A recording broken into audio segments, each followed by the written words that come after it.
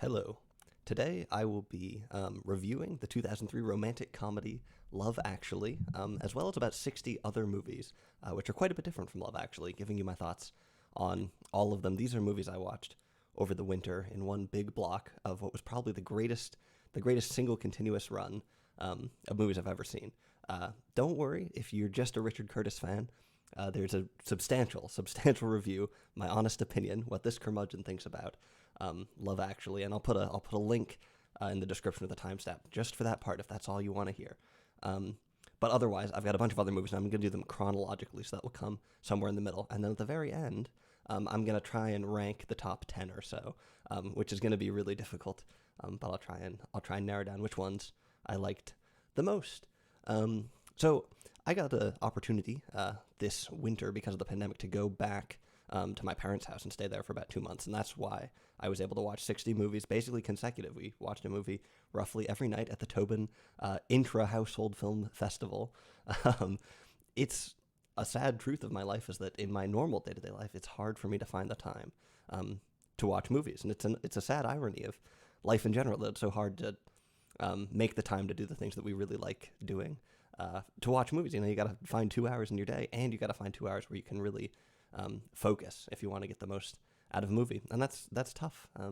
It's tough for me. But going back home, went back to the place where it all started, in terms of me and in terms of me watching movies.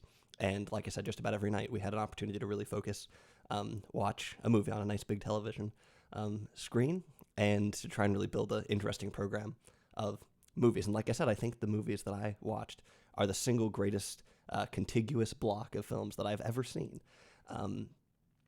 But to be clear, to be honest, I've long worried that the best years of movie watching are behind me, right? And that sort of makes sense because when you start out watching movies, you've got every movie in the world. You haven't seen it yet, and so you can start out with numero uno on the top 250 or whatever list you choose, and you can watch all these famous movies and all these really well-regarded and well-reviewed movies and movies that have been written a lot about.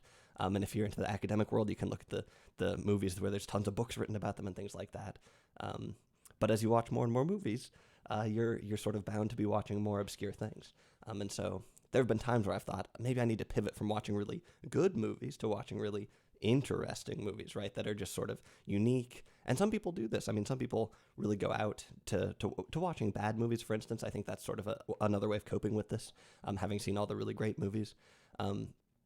But the thing is about watching movies, I think if you do it the right way, is that it gets better as you go on. And as you reach out into the plains of esoterica, and as you start watching these random movies that fewer and fewer people have seen, if you're doing it right and you're picking the movies well, and you really care about movies, it just gets better. And you just find what you really like, and you just continue to discover new and interesting things. And actually those top 250 ones, the most mainstream ones, the most interesting, or the most famous ones and whatnot, they become to seem like sort of the less interesting things. And the ones out on the plains of esoterica are the really engaging ones. And so these 60 movies or whatever were not just, oh, well, darn, we got to watch sort of these oddities of these interesting movies. But in fact, they were some of the most compelling, most fitting for me movies I've ever seen. And I think that a lot of them are really great. And I think you would like watching a lot of them. But I should say that, this whole movie watching thing, it's a journey.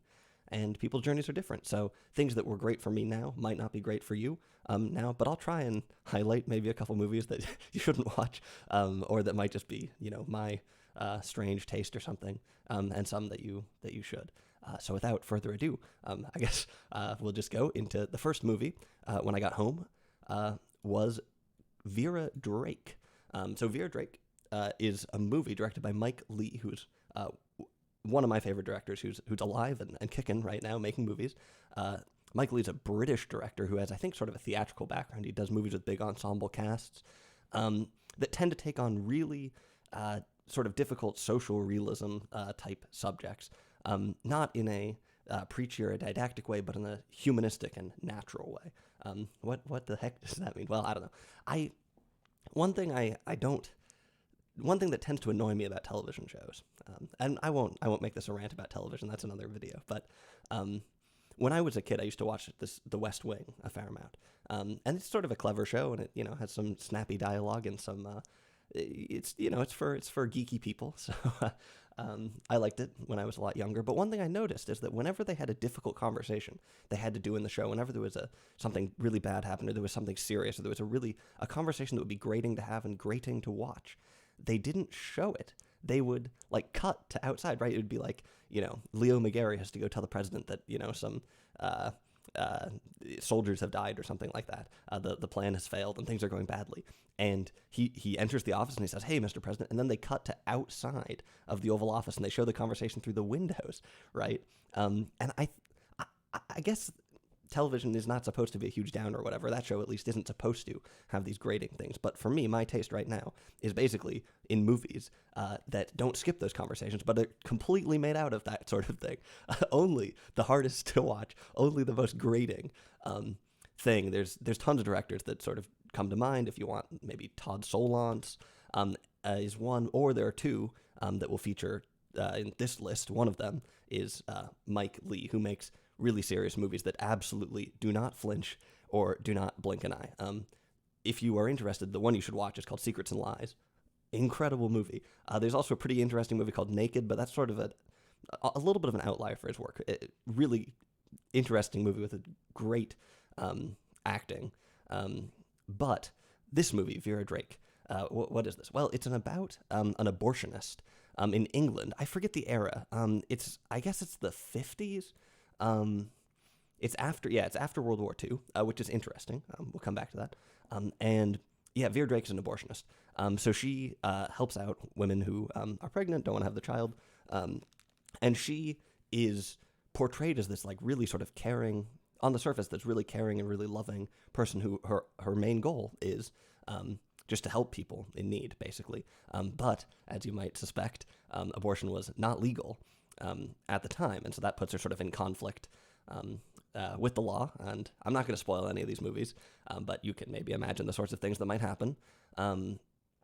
The thing that's interesting about this movie is the setup I've just described. You might think that this is a morality play. You might think it's didactic. You might think it's a story about why things should be a certain way, but it really isn't. Mike Leigh, I think his movies are much more complex than that. And even though on the surface it has sort of the structure of a morality play, it really resists simplification and reduction. It's really hard to take the movie and put it into a very just like sort of straightforward ideological framework. And it does such a good job of looking at all the interesting aspects of this. So for instance, the movie shows Vera Drake is mainly helping out sort of lower class women. It also shows a wealthier woman who goes through the process of getting an abortion in the 50s in England, and she goes through official channels, but the official channels are really interesting. There's like a requirement where she has to see a psychiatrist first, who's this sort of classic male domineering psychiatric voice, which is just such an apt portrayal. Anyway, I could go on about this movie for a while, but like I said, it seems like it might be a morality play, but it really it really rejects reductionism. And even to some of the core things I said earlier about Vera Drake always caring and such, well, slightly complicated. Her character is loving, but also naive. It's there in the movie. And so this is not a case of like, here's our hero, this brilliant protagonist, an angel and something like that. There are moments of, not exactly callousness, but there are moments of naivete from her. But the ending, which I won't give away, but the very last scene, very interesting, the scene right before that absolutely hits the nail on the head when it comes to unexpected, just sort of not exactly how a typical sort of movie about the sort of thing would end, and not how you would stake your claim if you're trying to use the movie as to make a certain argument. A really interesting and a really complex movie, extremely well written, that has a lot of tough conversations in it. So that's Mike Leigh, and that's Vera Drake. The second one was The Flowers of War. So this is a Chinese movie, and I mainly watch movies that are from Hong Kong or Taiwan, and we'll see a bunch of those in a second. But this movie is from the mainland. So this is sort of nationalistic Chinese cinema, and it covers a big nationalistic event, which is the rape of Nanjing, the Nanjing massacre, historical event where Japan invaded Nanking and killed a lot of people. Really, really sort of infamously brutal regime that has maybe been sort of used to political ends to some extent down the years. Who knows? At no point in wading into that controversy. But this movie is a Chinese movie. It's directed, I think, by Zhang Yimou. Let me see. Yeah. And the weird thing about it is that it stars Christian Bale. So this was sort of a fun one to spring on my parents because you're watching this Chinese movie and it's like, wait a minute, what the heck is Christian Bale doing here? He plays an American or a British person. Christian Bale, obviously not American, but he plays somebody from the West. This is not a case of The Great Wall or whatever that movie was called. He plays sort of a mortician who ends up impersonating a priest and presiding over I guess it's a children's school or something like that, a church that has a school in it during this massacre and sort of trying to safeguard the children. I won't give a lot away. This movie is really sort of a mainstream sort of Hollywood-ish movie. Not really my kind of thing, but it's kind of it's interesting. I think the end is pretty interesting. And you know, if you were just going to go out and watch a mainstream Hollywood movie, you might as well just go watch a nationalistic mainstream Chinese movie. I think it's pretty interesting. But there are a few things that are a little bit cheesy or a little bit sort of heavy-handed in it. But pretty interesting movie overall, I think. Okay, next we have Paddington 2. So this is a kids movie. Hold on. And Paddington 2. This is a kids movie, like I said, obviously. This has the same. We watched this partly because what's her name? Imelda Staunton, right? Does the voice for Paddington's mother, and she also plays Vera Drake. So there's a little bit of a connection there. But this movie, I haven't seen Paddington 1, but I heard great things about Paddington 2 from a couple of different friends, and I thought I'd have to watch it. And I got to tell you, this is an absolute banger of a movie. It's a kid's movie, maybe not exactly my thing, but it's really, really clever. All the pieces fit together, really sincere, lovingly made, and you can't ask for a lot more than that. So I don't know if I have a lot to say about Paddington 2, but it's a lovely movie. And if you ever have to watch a kid's movie, like let's say you're in the presence of a child, and you got to watch a movie, well, Paddington 2, that's something to consider. Portrait of Jenny is number 4. This movie's not that great. It's from 1948. It's directed by William Dieterle. It's about a painter who meets this girl in New York. It's set in New York. So one of the things that I was doing at home is there's a number of movies we watched have to do with New York or are set there. Just to, I don't know why, just to remind me of where I live now when I was back home. And there's some interesting scenes from old school sort of Central Park. But Portrait of Jenny, the Jenny in question is this girl that the painter meets who is it's a little bit unclear what's going on. She's a bit mysterious, and I'll just say this maybe spoils the first 20 minutes of the movie or something, but it just seems like maybe she has existed in different decades, or maybe she's not quite in place in time, or maybe she's traveling through time or something along those lines. And I actually think that the movie's pretty ahead of its time for 1948, but the reality is that today's audiences are so primed to watching sort of scientific or sci-fi movies or movies about time travel. We're so sort of keen to pick up the various clues as to like, oh, who's the time traveler, who's the X, Y, and Z, that this movie ends up seeming really just sort of obvious really fast. I will say the ending sort of sequence is pretty interesting from a technical standpoint. Some of the painting is kind of interesting, but not a phenomenal movie, but it's okay. Next is Little Murders. So this is a black comedy that's directed by Alan Arkin, actually, and has Elliot Gould in it. And this is also set in New York. This is a really dark this is a really dark comedy that I think is pretty darn good about sort of northeastern living, New York City, intercity violence, things like that. And this is one of those movies that's sort of like partly really dated and partly more relevant than ever. So yeah, nice black comedy. Don't have a lot to say about it. Next, Hot Fuzz. So this is sort of a grindhouse comedy film. It's got Simon Pegg in it. It's from the same people who did Shaun of the Dead and Scott Pilgrim versus the World. I haven't seen either of those movies. This really, generally, is not my sort of movie. I don't really like grindhouse movies. I don't really like fun movies.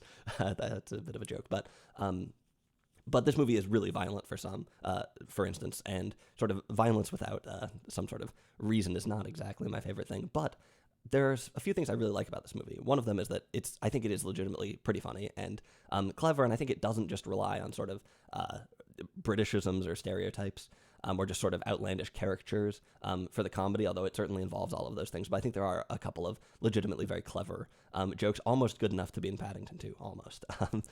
But it also has a real point, and this isn't the main point of the movie, but it has a real undercurrent, a real ideological undercurrent here.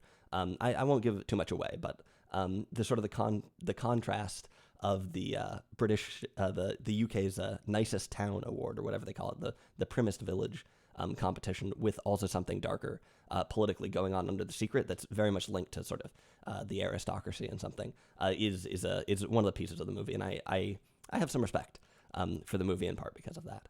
Okay, next, A Woman Under the Influence. So like I said, some directors that like grating conversations and difficult to watch movies are going to be on this list, and Mike Leigh was one of them. The other one who we're going to see a lot more of is John Cassavetes. So John Cassavetes was also an actor. He was in movies like I always forget the name of this movie, The Apartment, Adrian, Rosemary's Baby, there we go. He was in that and some other things, but and theatrical actor as well, I think.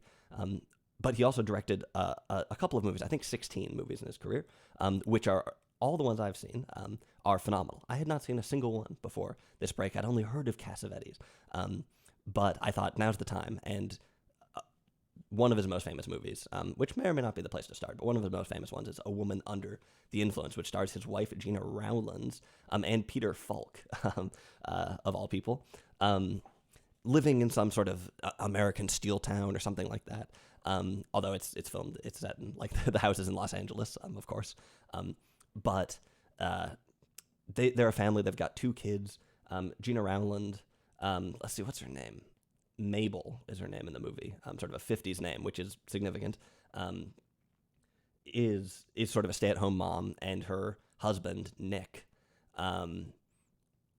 works in some really vague job that's like at a quarry. It's not really clear what he does at all, but he has some kind of job, and she is. It's sort of interesting. Let me give you the gist of here's sort of the very superficial thing that a lot of people say about the movie is that Mabel is the crazy one, but actually Nick is much more crazy than her. So the movie is about mental illness basically, and on the surface it would seem like Mabel has an imbalance, and doesn't have all of her screws in place in her head or something along those lines, but. As you watch the movie, you might actually think, oh, Nick, though, is sort of more out there and more severe than that. And I think that that's slightly oversimplifying things, although the movie is called A Woman Under the Influence. What's she under the influence of? Well, pretty obviously, we're going for the question here of to what extent sort of the hysterical woman is something that is constructed, right, influenced, forced, and to what extent it's actually there. That said, the idea that it's like, oh, yeah, she's not actually crazy, he's crazy. Not quite right. But there's something to that. A couple of things I want to point out about this movie. One of the things that's interesting is that basically everything kicks off. And a lot of Cassavetes' movies follow the same sort of plot arc of a tenuous equilibrium is where you start, right? There's people living their lives, and they're just hanging on. They're just getting by. But they... Something happens to disturb that, and then they really lose their way for a while, and they're really, how the heck are we gonna, how are we gonna get back? There's all sorts of hand-wringing, soul-searching, severe moments, all sorts of complications, and writhing, and then at the end of the day, they find a way, and they reach their equilibrium, their tenuous equilibrium again. So in this case, it's Nick. And Mabel have a sort of dicey relationship, but they do have a relationship. They are, a loving couple. But the thing that sort of kicks it all off is Nick having to stay late at his work, having to take on more shifts, which is significant that it's an economic pressure, of all things, that is sort of sets all of the dominoes tumbling and whatnot. Like I said, the name Mabel is significant, and that economic pressure is couched very nicely within this sort of 1950s sort of America thing that's going on. There is nuance to that community, though.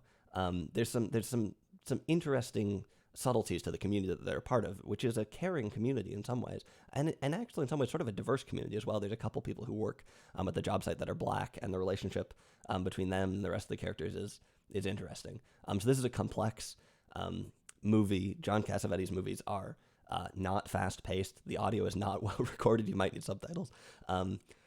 But they really, they're humanists. They really hone in on some realities. So that's really a nice movie. The Dawn Wall is next. So this is a documentary. I don't watch tons of documentaries, to be honest, but some. This is about Tommy Caldwell climbing in Yosemite.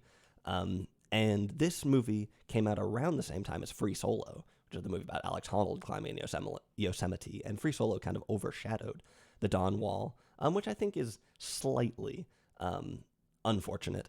The Free Solo was a movie that has such a hair-raising sort of act going on there. Like, free soloing is sketchy, and it makes for a better, more exciting movie to some extent. But I also think that Free Solo as a movie, besides, they did a great job of capturing the event, which I think is incredibly valuable. But I think they sort of flubbed on a couple of the other aspects of the movie, on characterizing Alex Honnold as a person, on understanding him as a character, as showing him in the process of sort of entering romantic life for entering a long-term romantic relationship for one of the first times, and how that interacts with climbing. There's a lot of interesting meat there, and I don't really think they did a very good job of capturing any of it, but they tried to capture it, right? So I think they maybe could have just left it out entirely and just had it be about the event, or they could have done a much better job with some of the nuances there. The Dawn Wall, I think, is a better movie in how it captures Tommy Caldwell's life and his character. It's not perfect. For instance, his climbing partner, Kevin Jorgensen, is sort of oddly transparent in the movie, and I think he's actually a pretty interesting guy. So that's sort of weird, and they don't quite capture the nuances of the character, but I think they do a much better job of sort of understanding the life, and they do a good job of helping maybe people who are not climbers, such as me, understand how the Dawn Wall, which is not as sketchy on the surface and not as exciting and hair-raising as the Free Solo that Alex Honnold did, same place, different route, is they do a good job of having the audience, helping the audience understand why there's a movie about this and why we should care, and making it exciting and fun to watch. So the Dawn Wall, nice movie. It doesn't have quite the same sort of edge of your seat, hair-raising thing as Free Solo going on, but I think it's a great movie. In some ways, it's better. Next is The Voices. So this is sort of a quirky movie from 2014 with Ryan Reynolds and a couple of other people. I think Anna Kendrick is in it. That's just sort of set out in like this mainstream America flyover town place. And the guy, Ryan Reynolds, works, I think, at like a toilet factory. But he is, speaking of mentally imbalanced, he's not quite all there. And he starts hallucinating that his pets are talking to him and telling him to murder people. And he may or may not partake in that. You'll have to watch the movie to find out. This is a quirky movie that is, I think it's a nice movie. I like this movie because it is a bit different, and it is trying to subvert in some ways. When you think about it, there are not that many serious movies that are subversive when it comes to American nationalism, or American, not nationalism, so to speak, but national sort of culture of the United States. Hollywood movies, we're seeing more now with the rise of the boom of Netflix diversity. Maybe we're seeing more, but a lot of movies don't really take that on. There was a string in the early 2000s, late 90s with things like American Beauty or Fight Club, and in some ways The Voices is sort of a kindred spirit to those movies. This movie, I think, isn't reviewed super well. Now I can sort of understand why in some regards. It feels like a sort of mid-budget movie. I don't know exactly why, but it does not feel like a huge blockbuster exactly, even though it has some big actors and it has some pretty good cinematography. I also think it sort of stumbles over it sort of has the yokel effect going on to some extent, where they're sort of poking fun at mainstream America, and you wonder if any of the people who were involved in making the movie have ever been to Middle America. And in fact, I'm pretty sure the movie is filmed in Germany. So yeah, I don't know, but I like the way that it is a grotesquely playful movie. Let's put it that way, and I like that. I think the end is pretty fun too. So not a total waste of time. Tiger Bay is next. This is a British movie. It's set in Wales mostly, I think, from 1959, with a bunch of random people. It's got Hayley Mills in it, who I think went on to be sort of a rather famous person, and her father, John Mills, is also in the movie, so they act together. This was her as a child. Normally, older movies, especially older movies with child actors, might be a little bit hard to connect with emotionally. I've seen a lot of old movies, and a lot of the times I'm not hugely emotionally invested in the movie. I'm watching them for different reasons, sort of the fun of it. You sort of participate in the machinery, the machinations of the film, but maybe you're not totally invested in it. But this movie is different. Tiger Bay really, in the beginning, it takes a little bit to heat up, but by the end, I was really compelled by this movie. It has an uncommon tenderness, and telling an uncommon story. Yeah, I'll leave it at that. Interesting movie though. One of the better movies, sort of from that era, sort of the British movies from that time. I think we watched another British movie in the same year too. Anyway, next is a French movie called All the Mornings in the World. That's the English title. I won't try to pronounce the French. All the Mornings in the World. I think this might be the best movie about music that has ever been made. Now, I will say I have not seen Amadeus for random reasons, which apparently is pretty good. But All the Mornings in the World, phenomenal movie. I think I'm going to maybe come back to this movie to contrast it with another movie. But I'll just say for now, this is a really nice movie. I couldn't believe that this isn't more famous. But like I said, I'll come back to it to talk about a bit more. Next, we have Opening Night. This is another John Cassavetes movie. This also has Gina Rowlands, who is married to John Cassavetes. I think I mentioned that. John Cassavetes himself is in this, so is Benton Gazzara, who is in a number of Cassavetes movies. This movie follows a very similar kind of arc to A Woman Under the Influence. Starts with a tenuous equilibrium, something disturbs that, and then there's a lot of crises and a lot of just trying basically anything to get back to the tenuous equilibrium.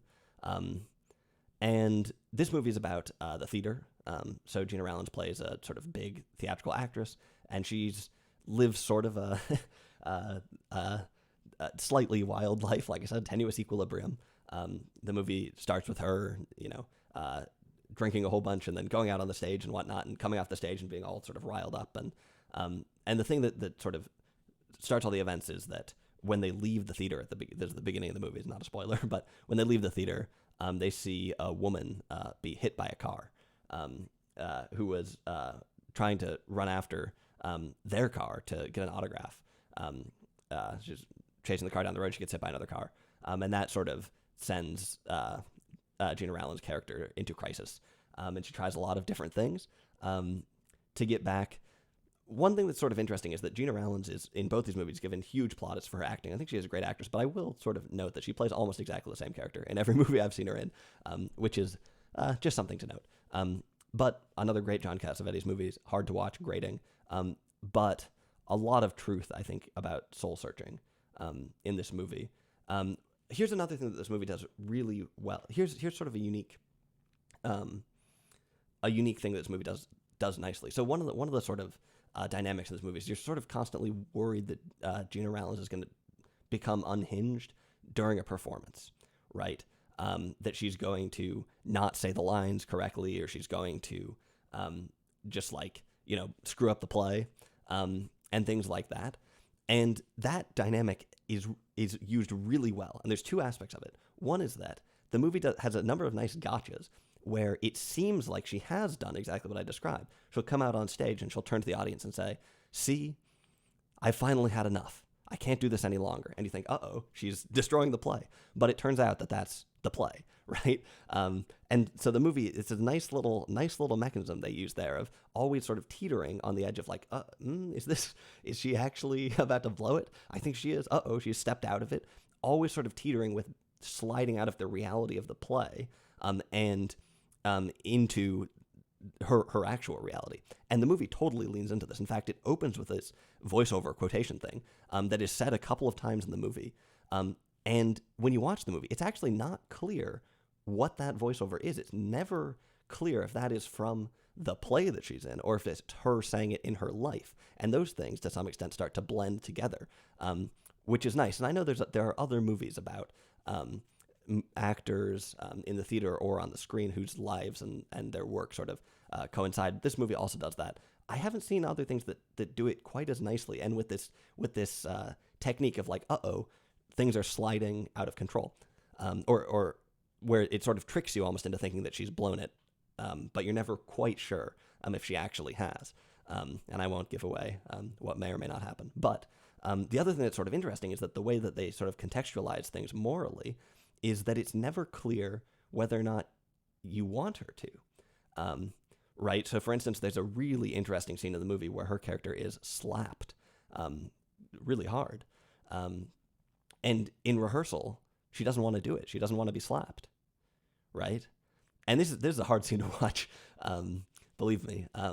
And yeah, there's a lot to be said about the Hollywood slap. But that sort of moral context of like, I think I'm like, on the edge of my seat. I don't want her to screw up the play. But actually, there's a number of times where you're sort of thinking, no, she should say, forget it. This is not what I want, and turn her back on that. Right. And let me point out again that the way she's lived her life in the beginning, it's a tenuous equilibrium. So it's not like things were ever all that good. But like I said, there's a lot of truth about soul searching in this movie, and a lot to be had in common with, I think, the way that most of us live our lives and sort of the times where we do get a bit lost and are trying to find our way back somewhere. So a really nice John Cassavetes movie. Next is House of Games. This is a David Mamet film. We've watched in my family a number of David Mamet films because we have a sort of vaguely personal connection with this. If you've seen the movie Glengarry Glen Ross, they talk about Jerry Graff as the guy across the way, the rival real estate agent, and Jerry Graff was David Mamet's accountant and was actually a friend of my grandfather or something like that. So because of this weird, tenuous connection, my mother likes David Mamet, so I throw in some David Mamet movies every once in a while. This movie's not that great. It's kind of interesting. It's a movie about confidence, tricks, con men. And David Mamet has a number of movies about this, like The Spanish Prisoner, which Jerry Graff is actually in that movie. I think playing an accountant or something like that. This movie is it's okay. It's kind of fun. You can sort of, the thing about these sort of con men movies is that audiences are these days, I think, a bit too smart for them. And it's sort of like, well, as soon as you start to sort of see who's exchanging the money and where it's going to go, you can sort of tell what's going to happen. And this movie is sort of the same, where it's tricky, but it's not quite enough to really have you fooled. And the way it sort of wraps up is a little bit indecisive, but it's all right. Next, we have A Night Before Christmas. This is from 1942. This movie is also known as Larceny Incorporated, I think. And it's got Edward G. Robinson in it, but it's a comedy. And the plot of it, basically, he's released from prison. Edward G. Robinson is released from prison. This is another movie set in New York. And he wants to rob a bank because he's a criminal or something like that. The way they decide to do this is by buying a luggage store that is located next to the bank, and they're going to go into the basement and they're going to dig through the basement to get into the vault. Well, it turns out that when they open this luggage store, it becomes successful. And they don't want it to be successful because they're digging a tunnel into the bank vault, so they don't want people to come by and such. But too many people just want to buy luggage for various reasons. And that's sort of the main dynamic of the movie. This is a pretty fun movie. It's sort of a classic kind of screwball comedy thing. So a lot of really pretty clever jokes in it. A bit of the Lubitsch touch. in some way. So nice, fun movie. Let's see. Next, we have In the Mouth of Madness. This is a horror movie. Every once in a while, I can convince my dad to watch a horror movie with me. Like I said, I was at home for all of these, so basically all these I watched with one parent at least. This movie is directed by John Carpenter, and it's not one of the most famous John Carpenter movies. It came out in the 90s. It's got Sam Neill in it, playing a skeptical insurance claims person. I don't want to spoil a single thing about this movie. I would suggest don't look at anything about this. Just watch it. Here's what's great about this movie is that it's a horror movie, but it knows not to take itself too seriously, and it knows that it should be fun, right? Remember, kids, horror should be fun. No, I'm serious. It's to me at least. Well, we actually have on this list a horror movie that takes itself a bit too seriously and tries to be a bit too, I don't know. There's a fine line, I think, between being just sort of fun and understanding that, yeah, this is a tropey movie. It's not, it's not real, but it's sort of, it's a horror movie. This movie strikes that balance incredibly well by being frightening and serious in some ways, but also not really serious at all, and just really fun to watch. It's also a John Carpenter movie, so it's got a lot of great sort of gore in it. Okay, next we have The Loneliness of the Long Distance Runner. This is a British movie from the 60s, 1962, that is really, really great. So this movie starts out being about a kid who gets sent to a reform school, I guess is what they're called, for he was some sort of criminal or something like that. So he's, if you've seen The 400 Blows, it's sort of like the school at the end of that movie. This movie starts with a kid going to that kind of a place, and it's a tough sort of school. There's a lot of There's a surprisingly subtle dynamic between some of the faculty there that's pretty interesting, particularly between the psychologist who works there and the headmaster, who's sort of an old school person. One of the things the headmaster really believes in is athletics, right? And having, we're gonna keep these kids from being criminals by forcing them to run a lot, and they'll use up all their criminal energy on sports, right? Like I said, these sort of old-fashioned headmaster thing. And so this new guy, one way or another, finds himself as a distance runner for this headmaster. And as the movie goes on, I had thought at first, like, okay, this is going to be a movie about some kids in a reform school. Okay, we'll see how it goes. But the movie actually opens up quite a bit because it goes back in time to show the kid's life before he goes to the school or whatever. And you pretty quickly realize that the loneliness of the long distance runner is a metaphor for this kid living in poverty in England and for having a precarious and lonely life. And the movie is actually way more incisive than I had expected, way more interesting than I had expected. And as you learn more and more about him and more about his situation, it's not it is not like a sort of cheesy didactic, like, oh yeah, he's not actually a bad guy. He didn't mean to steal the thing. It is a complicated, and like I said, surprisingly incisive perspective on loneliness, poverty, and crime, how those things are interrelated. And the end of this movie is absolutely phenomenal. This is, really much better movie than I had expected. Really great. The Loneliness of the Long Distance Runner. Next, we have Fearless. This is a movie from 1993. It's directed by Peter Weir. It's got Jeff Bridges in it. This movie opens up with a plane crash. And Jeff Bridges is in this crash. And he survives, and he is able to help some sort of people survive. And the movie is basically all about the trauma of the crash. It touches on Jeff Bridges, who is largely unaffected for most of the movie by the crash, and it touches on a lot of other survivors, some of which who were affected, and it also touches on people who died in the crash. And it is, in some ways, a pretty interesting, a pretty offbeat and refreshing movie about trauma. At the same time, this movie sort of gets hampered by some Hollywoodisms. And so, like I said, it tries to be sort of different. It's directed by Peter Weir, obviously, so it's not going to be a totally mainstream sort of thing. But it doesn't quite shake itself free of some of the mainstream cliches and things like that. But it's sort of interesting movie, so not totally worthless. Pretty good, I would say. But it doesn't quite free itself from cliche exactly. My Life as a Zucchini is next.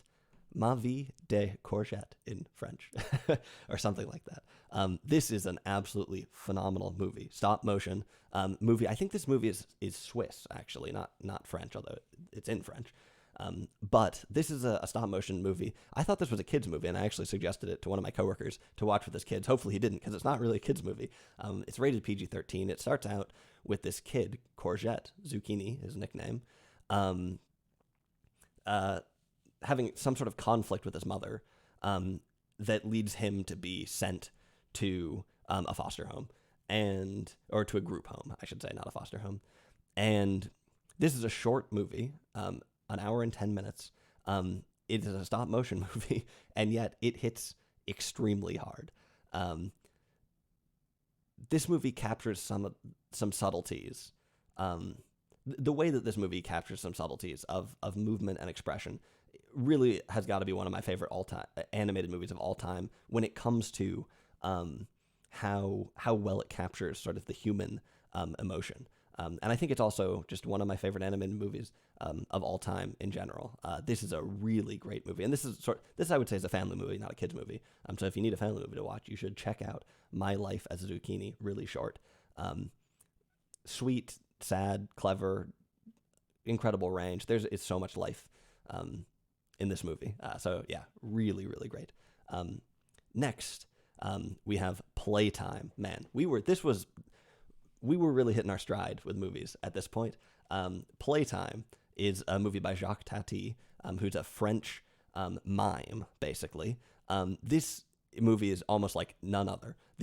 I say almost because the only things that are anything even in the ballpark of this movie are other movies also made by Jacques Tati. Maybe you could say like Enfant du Paradis or something. It's sort of similar. I don't know, but this movie is constructed in a way that like almost no other movie. Normal movies, most movies have a very sort of standard grammar, a standard setup, a standard thing that they do, a way that they work. We put this shot here, we put this shot here. There's going to be this sort of conflict. This thing's going to happen. They have a logic to them that's shared between a lot of movies. Well, Playtime says, forget that. I'm going to make my own logic, and I'm going to teach it to you as you're watching it, and I'm going to get you interested in dynamics and in things that you would not have even thought about otherwise. This is deeply vaudevillian. My life, I have a long vaudeville. Maybe you can see the juggling clubs on the shelf back there. I have a long-time vaudeville connection. I've seen a lot of these sort of vaudeville acts that start out with something very simple, right? A clown or a mime teaches you a new game, basically, through their routine or something. Like, oh, I've got the suitcase, and it's really heavy or something like that, right? They sort of teach you a pattern, and then they manipulate the pattern, right? That's basically how this sort of movie works. But at the same time, that sounds so abstract. Playtime is also an extremely concrete satire of modernity. In fact, I think probably the best sort of satire of modernity of all time. I'm trying to think of some good concrete examples because I realize everything I've said so far, you're probably just thinking, what the hell is this movie? And I would say, just watch it because it's so interesting. But let me try and give you a couple of sort of interesting examples. So this movie starts out, it's set in Paris, right? But it's actually filmed, I think, on sets that are like these really sort of big brutalist buildings that are like totally impersonal and whatnot. And so while it is advertised as Paris, and in fact it starts out, well, let me, I'll get to this. While it's advertised as Paris, it is in fact totally alien. It's like to anything else. The traditional city has been completely effaced and replaced by these monolithic concrete buildings. One of the things that's hilarious about it is that throughout the movie you see travel advertisements for other cities like London, and they look exactly the same, right? This movie's a comedy, so these are jokes. They'll have like exactly the same skyscraper in every city, and the only difference is like the way the bus it parked in front of it looks. The movie opens up in a strange liminal space. It's unclear where you are. It's like you're in this big sort of hall with lots of linoleum, lots of sort of chrome and something. It's where am I? And some military personnel pass by, and then some like nurse-like people pass by. So you think, oh, I'm in a government building. No. I'm in a hospital. No, maybe not. It turns out you're in an airport, which is, yeah, like I said, one of the best satires of modernity ever made. starting out with the airport, and in some ways never leaving the airport, this hyper-controlled, modern liminal space, and whatnot. They go from there to like some sort of convention center. There's also a huge portion of this movie that's set inside of a restaurant. This movie's kind of long. It's 2 hours and 35 minutes, worth every minute. There's a huge portion, like 45 minutes of it, is set in a restaurant. That's sort of this fancy restaurant, sort of for tourists to some extent, and just showing how they sort of spin up the culture machine in the restaurant. So, like I said, this movie is a really different movie that has its own totally distinct logic that works in a really unique way. Really unique. That works in a unique way. But at the same time, it's also a really grounded satire, probably the best satire of modernity that I'm aware of, at least. So, Playtime, really, really interesting movie. I will say, it is kind of long. Have the patience to understand the way the movie works. Don't expect, not that you would after hearing what I've said, but don't expect sort of a traditional story in this movie, because there really isn't one. But there are sort of subtle dynamics that you watch that are really interesting and really fun. So yeah, phenomenal movie. Next, another absolute banger, A Moment of Innocence by Mohsen Makhmalbaf.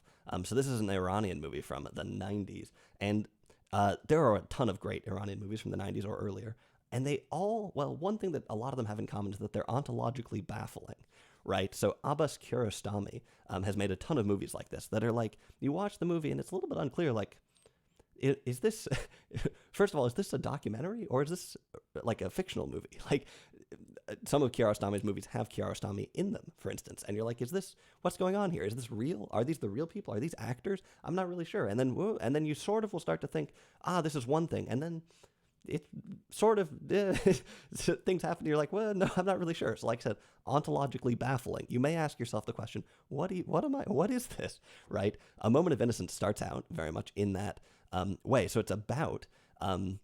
Well, I think it's an autobiographical, although I'm not sure if this is actually true or not, but account of something that happened to Mohsen Makhmalbaf when he was 17 or something like that, where he had an encounter with a policeman. I think that he stabbed a policeman. Like I said, I don't know if he actually did this, but in the movie, Makhmalbaf, who is portrayed by the real Makhmalbaf, I think, did this. And basically, he and the police person reunite a long time later and go back to make the movie. And to do that, they both are trying to find younger versions of themselves and to train them to be themselves. And it's a little bit weird. Like, is the movie that we're watching the movie that they ended up producing? Because they're trying to make a movie about the event, but is that the movie? Anyway, like I said, ontologically baffling. But the killer thing about this movie is absolutely the ending. One of the nicest endings out there. Really interesting, the way it all pans out. Really cool. This movie is also pretty short, hour and 18 minutes, so not too much of a pain to watch it, but really nice Iranian movie. Okay, now we have arrived at. You might wonder, how did you go from watching A Moment of Innocence to watching Love Actually? And I'll tell you, I didn't choose to watch Love Actually, but it's all right. We watched it as a family, and I hold no grudges on the selection or anything like that. Here's the thing. Let me start out with a couple of disclaimers. First of all, some people often accuse me of not being able to appreciate mainstream, not strange movies or something like that. And that's not totally unfair, but you got to give me a little bit of credit here. You got to have a little bit of faith that I'm not a total just alien, incapable of understanding movies or something like that. And I will say, the line is blurry between taste, right, and sort of an inability to understand why people would like something, right? Would I choose to watch whatever Marvel movies are in theaters now? Well, if there are movies in theaters now, no, I wouldn't. Would I be able to understand it? Well, I'd like to say that I could, but the reality is, if I watched something like that, I probably wouldn't enjoy it that much. So like I said, the line is blurry, and I don't begrudge people who say, oh, you can't appreciate whatever, or of course you didn't like X, Y, and Z. But here's one thing that I'm pretty sure about, is that nobody is totally precluded from understanding an entire genre or something like that, right? So I want to be very clear that I definitely am able to enjoy romantic comedies, for instance. And there are plenty of romantic comedies I like, including the movie About Time, which is also directed by Richard Curtis, right? I think that's a great movie. It is clever. It is sincere. The sincerity is, I think, one of the main things about it. And it's joyous, great. Who doesn't? That's great. I quite like that movie. And in some ways, I actually think that movie, and a lot of Richard Curtis's stuff, is sort of connected. It reminds me a little bit of some of Mike Leigh's movies, where Mike Leigh is really zooming in on difficult conversations. I actually think Richard Curtis does a pretty good job, especially in About Time, of showing some sort of dicey moments and whatnot, and showing some kind of harder to watch things. And I give him a lot of credit for that. And so, like I said, my thoughts on About Time, they do not stem from me just being some curmudgeon who does not like romantic comedy or something like that. Is it my favorite genre? No. But am I able to appreciate a romantic comedy? Yes, obviously. And my criticisms of it, okay, you may be getting the sense by now, it's not my favorite movie in the world. My criticisms of it, they're not going to be like really curmudgeon-y philosophical things and whatnot. In fact, my main qualm with it, for instance, is that it's too predictable, right? That's not some sort of weird esoteric fault that I'm nitpicking or something like that. That's a very standard sort of thing. So I'm not saying that it is. My claim is not, oh yeah, this isn't my favorite type of movie. Obviously, it's not. I think it's not very good for what it's trying to do. I will say a couple of nice things about it, maybe. But overall, yeah, I don't know, found it to be a huge waste of time, I think. And like I said, the main reason was the predictability of all of it was just hard to stomach for me. I don't think there was a single twist in the entire movie that I did not see coming. And the big block, but also, I am going to spoil this movie.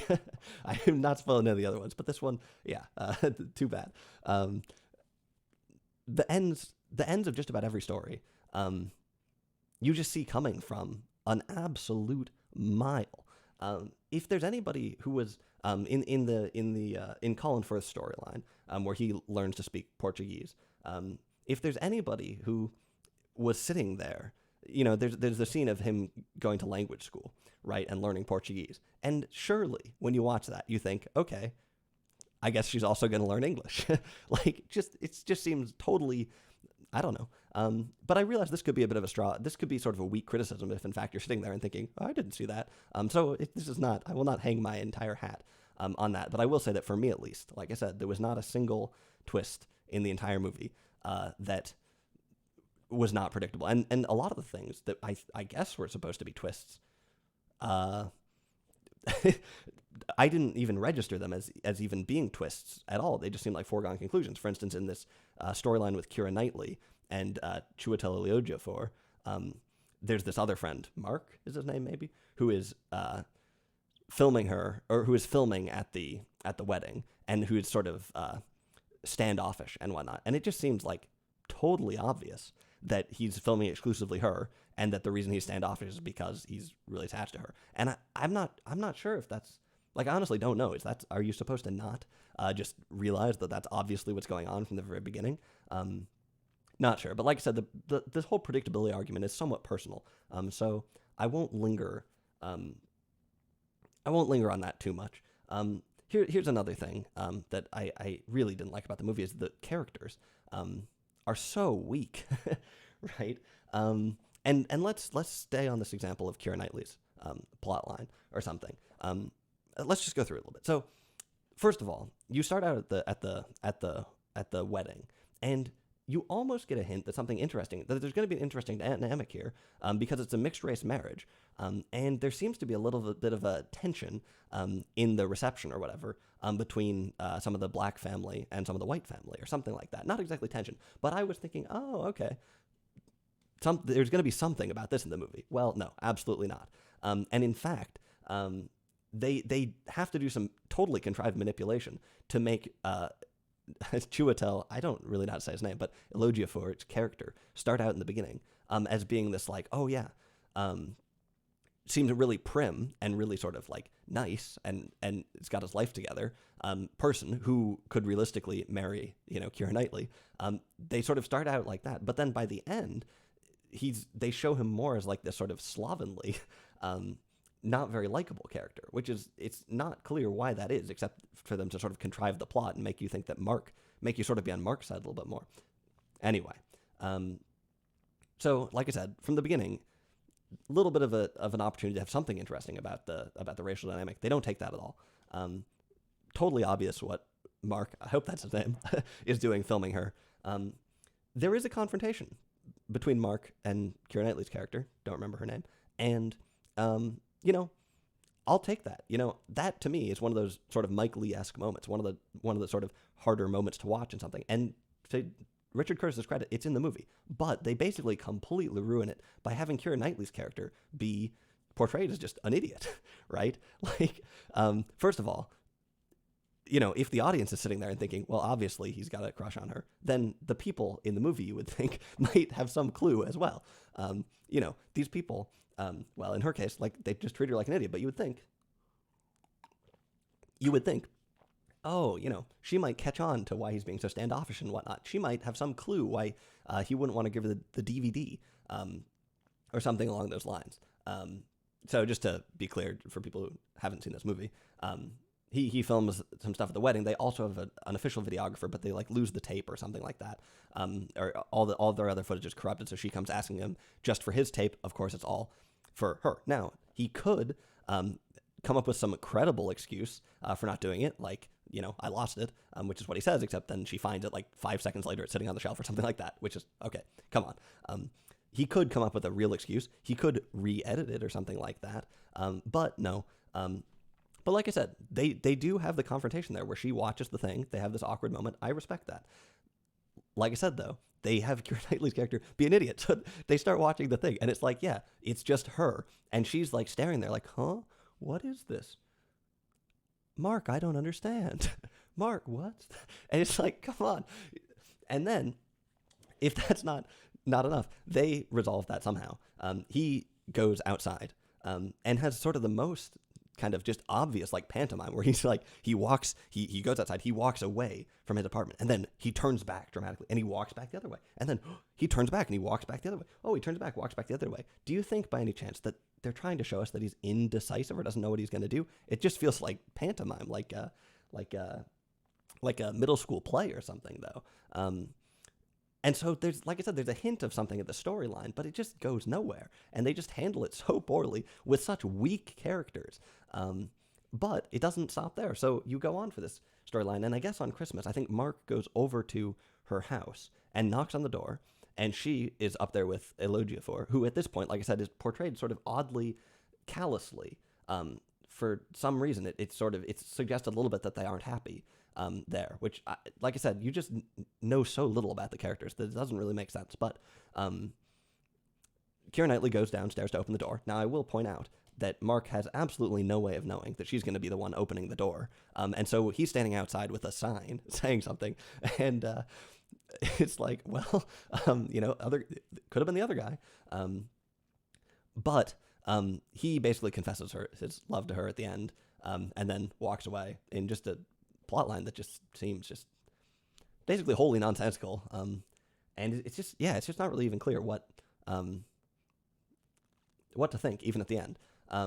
So that's one of the plots, at least. And like I said, it's predictable. It has weak characters. It, in both of those things, treats the audience a bit like an idiot, and crucially, it hinges on a bunch of sort of not believable stuff. Now, this, I think, is a general trend in the movie, is that the movie is just not at all believable and is riddled with issues in the plot holes, basically. Now, plot holes and unbelievability, I think, are not actually important most of the time. Let's look at About Time, right? The time travel mechanism in About Time makes absolutely no sense whatsoever, right? And this is not just the standard sort of time travel movie issues of breaking causality, of logical of fallacies that arise when you go back in time or something. Basically, every time travel movie is going to have those issues. Okay, whatever. You accept that when you watch a time travel movie. Time travel, it's not real. You got to accept some things if you want to see a character go back in time. So I'm not even talking about that. But more specifically, the nature of how he goes back in time. Basically, one of the big issues is that in that movie he can go back in time, but it's not clear how he gets back to the present, right? So they will show him going back and redoing something, but from time to time he goes back a long way, and it's like, well, can he go back, or does he goes back into the closet? Okay, but then what happens? He can, if it's in a computer science parlance, he's sort of rebasing his life on some earlier changes and whatnot. And it's not at all clear that it would merge cleanly, basically. In fact, it wouldn't. Anyway, so that doesn't really make any sense. But then there's also a couple of moments in the movie, and I won't spoil these, but there's a couple of moments in About Time where they very explicitly state one rule of the time travel, and then they totally, obviously break the rule at the end of the movie. It's like, what the heck are you even doing?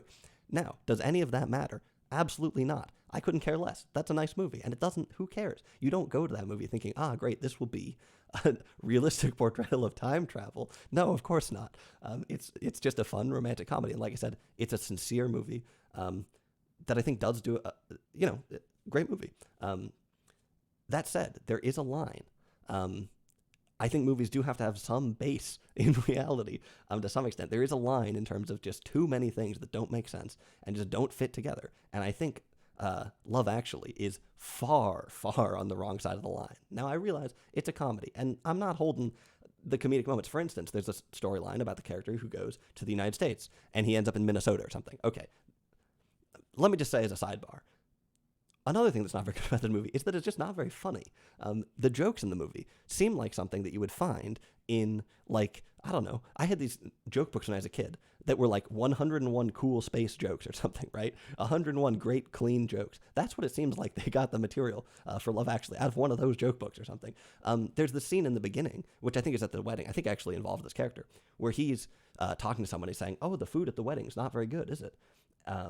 And the other person sort of shrugs and he's like, "So what do you do?" And she's like, "Oh, I'm a caterer." And at this point, it's like, oh, haha, right? He's talking to the caterer. But they don't even stop there. He's like, "Oh, well, it's a good thing you didn't cater this wedding," or something like that, which is like, what? The audience at this point, because we've heard these middle school jokes before, it's like, yeah, obviously it's the caterer of this wedding. Haha, very funny. They drag that joke out for another like 30 seconds for absolutely no reason. Anyway, I think it's that character, who goes on to go to Minnesota, I guess, which is another middle school level joke of like, yeah, I'm going to go get girls in the U.S. I'll go to, Minnesota. I show up in the winter. It's snowy everywhere. Okay, hilarious. We get it.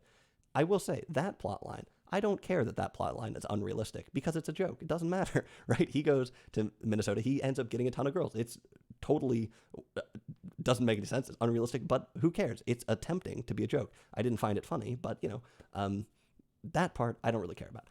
There are other things, though, that I just don't think where I do think the movie just sort of stops working because it just makes so little sense. And I mean, one of them, for instance, is this thing with the DVD, right?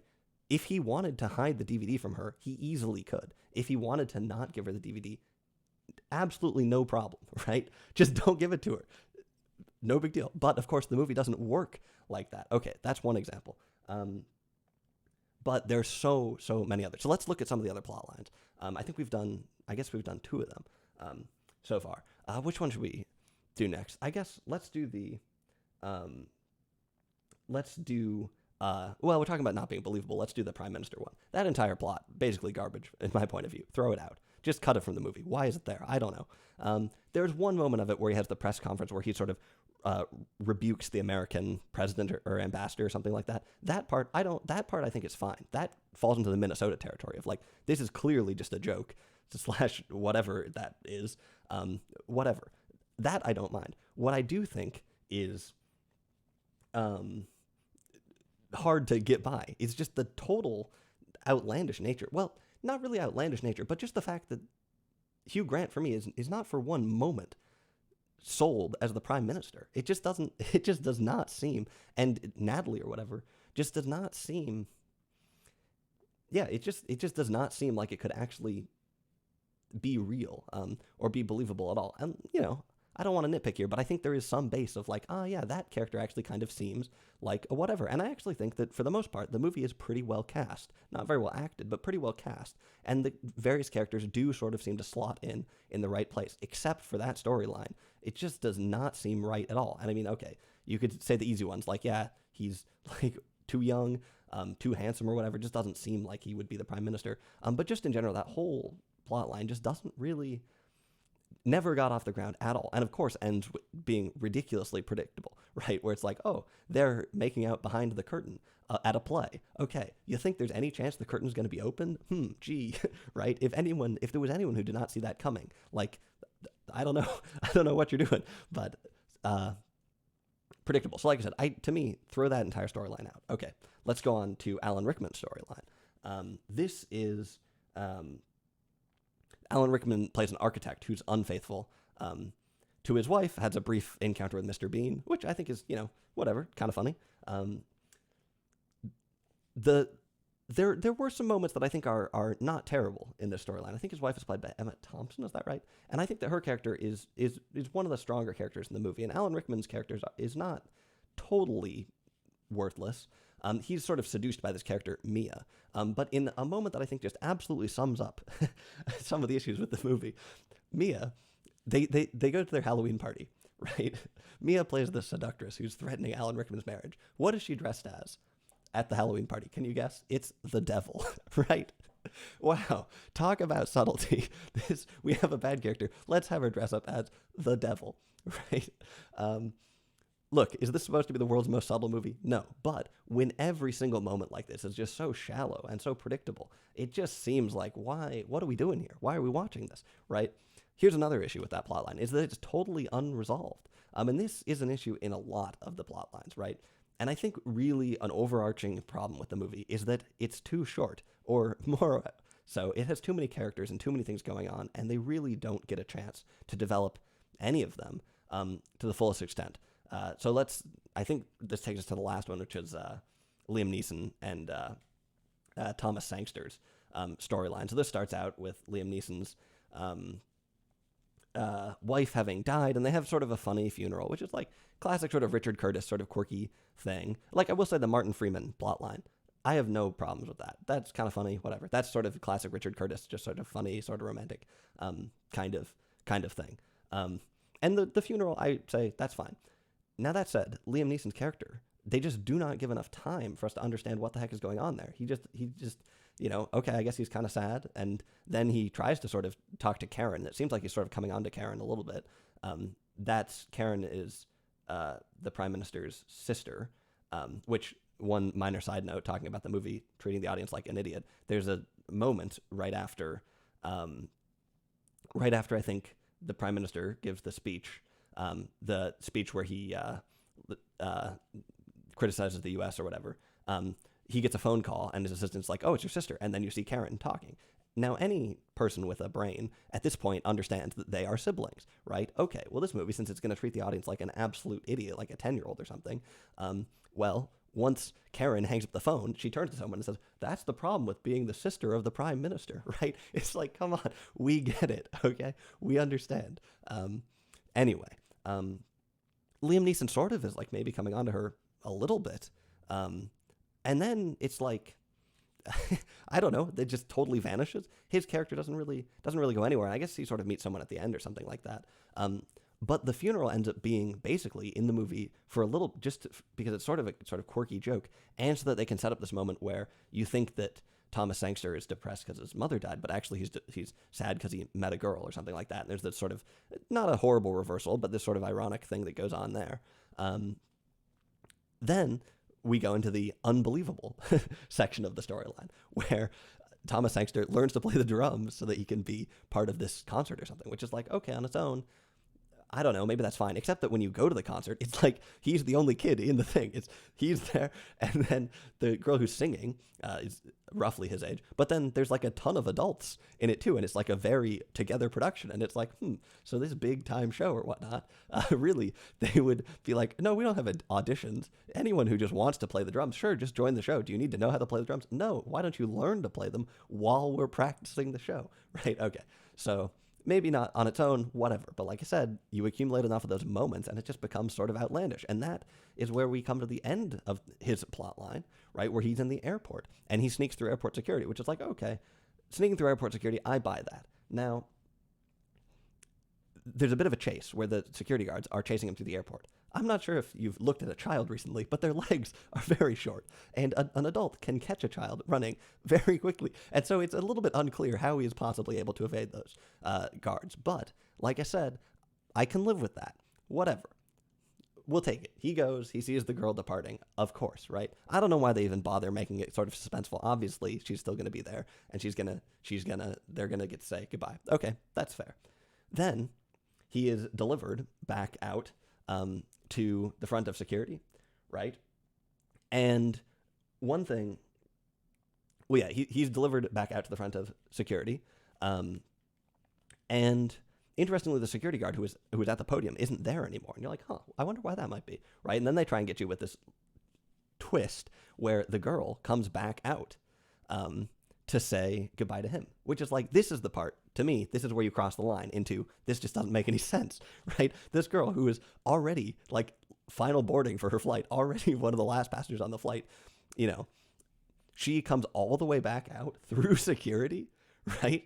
Just to say goodbye to this kid or something. Well, obviously she would miss her flight then, except that apparently she doesn't. And that's when you realize, oh, the contrivance they've done to sort of try to make up for this is that for some reason the guy at the podium isn't there anymore. So she's just going to walk back through or something like that, and she's somehow going to make her flight or something. Like I said, there is some baseline where the movies just stops making sense in my mind. And to me, Love Actually was way too far on the line of being totally predictable, totally superficial, not having any interesting characters. Well, having a couple, we'll touch on that. And also just not really coming together in terms of being believable or making sense. Let me touch on a couple things that I think are actually decent about the movie. Like I said, it does have a couple of moments that are more tender, or not tender, but it has a couple of sort of unexpected and somewhat complex moments. And I also will give it credit for showing different types of love in the movie, right? You'll see that the sorts of movies I've watched and I talk about, they're not movies that talk about the traditional Valentine's Day sort of love. And I'm not very attached to that sort of thing. And I think it's really great that Love Actually has a couple of different stories about love there. For one, the Alan Rickman storyline about unfaithfulness is an interesting story. And I like that he is unfaithful in the movie. I think that is a better way to have the movie go than just be like, oh, he thought about it, but decided not to because it's Christmas, right? I will give them credit for actually including that. Furthermore, another one of the plot lines is the girl who her brother is in the hospital or something like that, and she turns away from a romantic encounter to spend time with her brother, right? Another type of love. Again, kudos for putting that in the movie. I think that's interesting, more complex. I'm not saying it's like some moral necessity that we have that or something, but I think it adds to the movie to have that kind of a depiction and to show all these different types of things. And so I think, I don't think it's a totally garbage movie. I think there are a couple of sort of nice, complex things in it. But like I said, I'm not looking at this as like some sort of big philosophical thing, but I'm saying as a romantic comedy, even, like I said, I think the movie has too much going on to really develop any of the characters, to really give us a sense of what's going on, to really have a deep connection. And it ends up having a lot of one-dimensional characters that are sort of, like I said, it's well enough cast. Most characters are pretty believable, but it just really does not come together into something cohesive. And on top of that, I didn't even find it to be particularly funny. I think I laughed maybe once. So you really start wondering at that point, what are we doing here? Why are we watching this? And that to me, I don't really know why the movie is as renowned as it is. I think part of it might be because it's a holiday movie and it has sort of an extra nostalgia. From that's pretty cynical to view it like that. But look, that's my take on it. So if you ever wanted to know, on my top 250 videos, some people commented something along the lines of like, oh, this guy doesn't watch, all the movies he has here are like these, he hasn't seen a bunch of famous mainstream ones. Well, now you have some sense of why.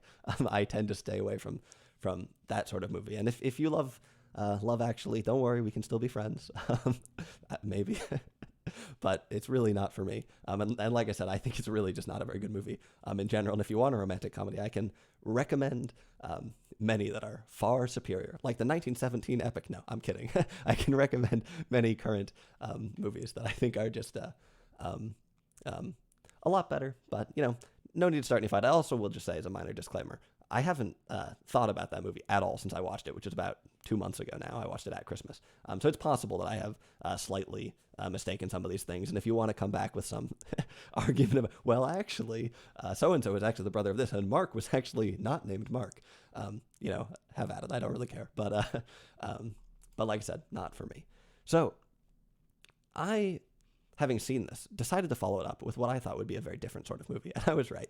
The next movie we watched is a movie by a phenomenal director who directed most recently, I think, a movie called Shoplifters. Actually, I think he's done something more recently than that. But Shoplifters was renowned. It may have won Best Foreign Film. I can't remember. I saw it in theaters a couple years ago. This guy, Hirokazu Kurita, a Japanese director, a humanist, becoming a bit of a theme with the humanism here. I think one of the best working directors right now, and I think his best movie is this movie called Like Father, Like Son. This is a phenomenal movie. Like I said, I picked this deliberately, having seen Love Actually, because I thought that this movie would be deeply realistic, would have an totally unflinching look at the real challenges and lives of real people, and that it would have love involved too.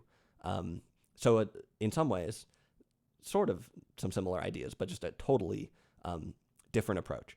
And after about 5 minutes, I think everyone who's watching this sort of realized, yep, we're back. we're not watching, we're back to the regular scheduled programming here. And this movie is about kids who are switched at birth. There's 2 kids, Ryota and I can't remember the name. Oh, Akira, I think, and Ryota. Yeah. Are switched at birth. Like I said, it's been 2 months since I watched these, so cut me a break if I can't remember their names. But Akira and Ryota, I think, are switched at birth. And they end up, one of them, in a sort of wealthy family living in a fancy apartment. The father has this fancy job that he's working at all the time and whatnot. They're going to send the kid to cram school and whatnot, and to the fanciest stuff. The kid's like 7 years old or something like that. The other one goes to this family that lives sort of out in the suburbs. The guy runs like a sort of a convenience store sort of thing, and they've got 3 kids, and they're much poorer, and just lead a totally different sort of life. In the movie, this is not a spoiler because you learn about 5 minutes in that the kids were switched at birth. And basically, as soon as you realize this movie is going to absolutely destroy me. Like, this is just going to be so horrible to watch and like so grating and just so tragic and sad, which is really my kind of thing. And it's hard to even know where to start with the movie, but let me start here. On the way to the hospital, there's a moment where they're walking through the hall with I forget which kid starts out where. Let's say Ryota. And they're going down the hallway, and it's the husband and wife and their son is holding their hands between them, and they do this thing where the parents pick up the kid and sort of swing him, right? And he goes, wee, and swings him forward and something. And that little moment right there is just a classic Hirokazu Kurita observation, just sort of touch. He is really a master of these tiny, extremely relatable, intuitive moments that feel so tactile almost, where it's like, I did that with my parents. Fortunately, I don't think I was switched at birth. But that sort of incision goes on throughout the entire movie. And it really feels like, Hirokazu Kurita movies almost feel like you're watching. It's like you're having a conversation with somebody who's in the same room as you, but you're looking at them with binoculars, right? I'm not sure if I've ever seen another director who captures. It's almost like what I was saying about My Life as a Zucchini, where the animation, they do an amazingly, uncannily good job at capturing human emotion. Well, Kurita is a similar sort of thing, even though it's live action, of doing an incredible job of just capturing little things like that. So he's a humanist, so to speak, and hugely inspired by the likes of Bergman, which you can really understand. But he takes another level. And what you end up with, like I said, within about 5 minutes, you realize, like, no matter what happened in this movie, we're going to get pretty attached to these people, and it doesn't seem like it's going to go that well. So you sort of start preparing yourself for what may happen. Let me talk about some of the themes that come into play. When you are a director like Kurita, who just works at this level, basically everything that the movie covers is bound to be covered with such an extreme close-up, right? And some of the things that arise in this movie are not only like being switched at birth, but questions of class, for instance, right? Like I said, one of the families is wealthier than the other. One of the things that's so important about this movie is that it's extremely well balanced. And you'll see this as a theme throughout. I've already talked about this, how Vera Drake resists being reduced, right? It resists being just seen as like, oh, this is a didactic movie, right? That's because it's very well balanced. And when it starts to seem like you could maybe use it as an argument for something, well, there's subtleties in it that don't quite add up. Like Father, Like Son is very deliberately crafted to be balanced. So let me give you an example. The father in the poorer family, I can't remember this actor's name, but he's in Shoplifters too. He's been in a bunch of these movies. He is a very carefully balanced character, where you almost as an audience, you start to think, oh, he's kind of the underdog here. I don't want to latch onto the rich family. They're stuck up or whatnot. I want to, look up to the poor family or something like this. They're a lot cooler and they're a lot scrappier, right? And the movie does things like this where it will show you how loving he is, right? How tactile he is with his kids. For instance, then they go to the mall food court a number of times, right? And there's like a little playpen in the middle. And the rich father is like sitting at the thing, very dignified and whatnot. And the poor father is in the ball pit with his kids and whatnot and is joyous with them. And you think, wow, that really says a lot right there. Okay. When they go to pay for the food at the food court, the rich person says, let me pay for this, of course.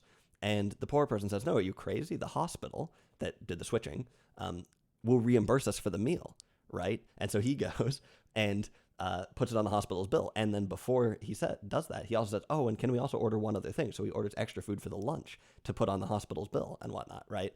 Very deliberate, where every time that you're sort of thinking, oh, great, this poor person, this poor family, they're really caring, they really know what joy is and something like that, which, may be true. Well, you also see ways in which they are grifters, right? And which they are bucking the system. And Shoplifters does a very similar sort of thing with this. Like I said, very deliberately balanced. Let's talk about the rich family. Every time you think, oh, this guy's sort of stuck up and whatnot, there are moments of genuine care, tenderness, and love, both for his wife and for his son, right? And so very, very carefully balanced movie that is totally, totally irreducible. There's no way to watch this movie and say, oh, well, look, it's this or it's that. You watch the movie and you say, wow, that was quite a movie. Let's look at another thing that's in this movie that I think is really interesting, is that this movie, to me, was a movie that finally helped me understand parts of the Asian education norms and system that I had never really understood before, right?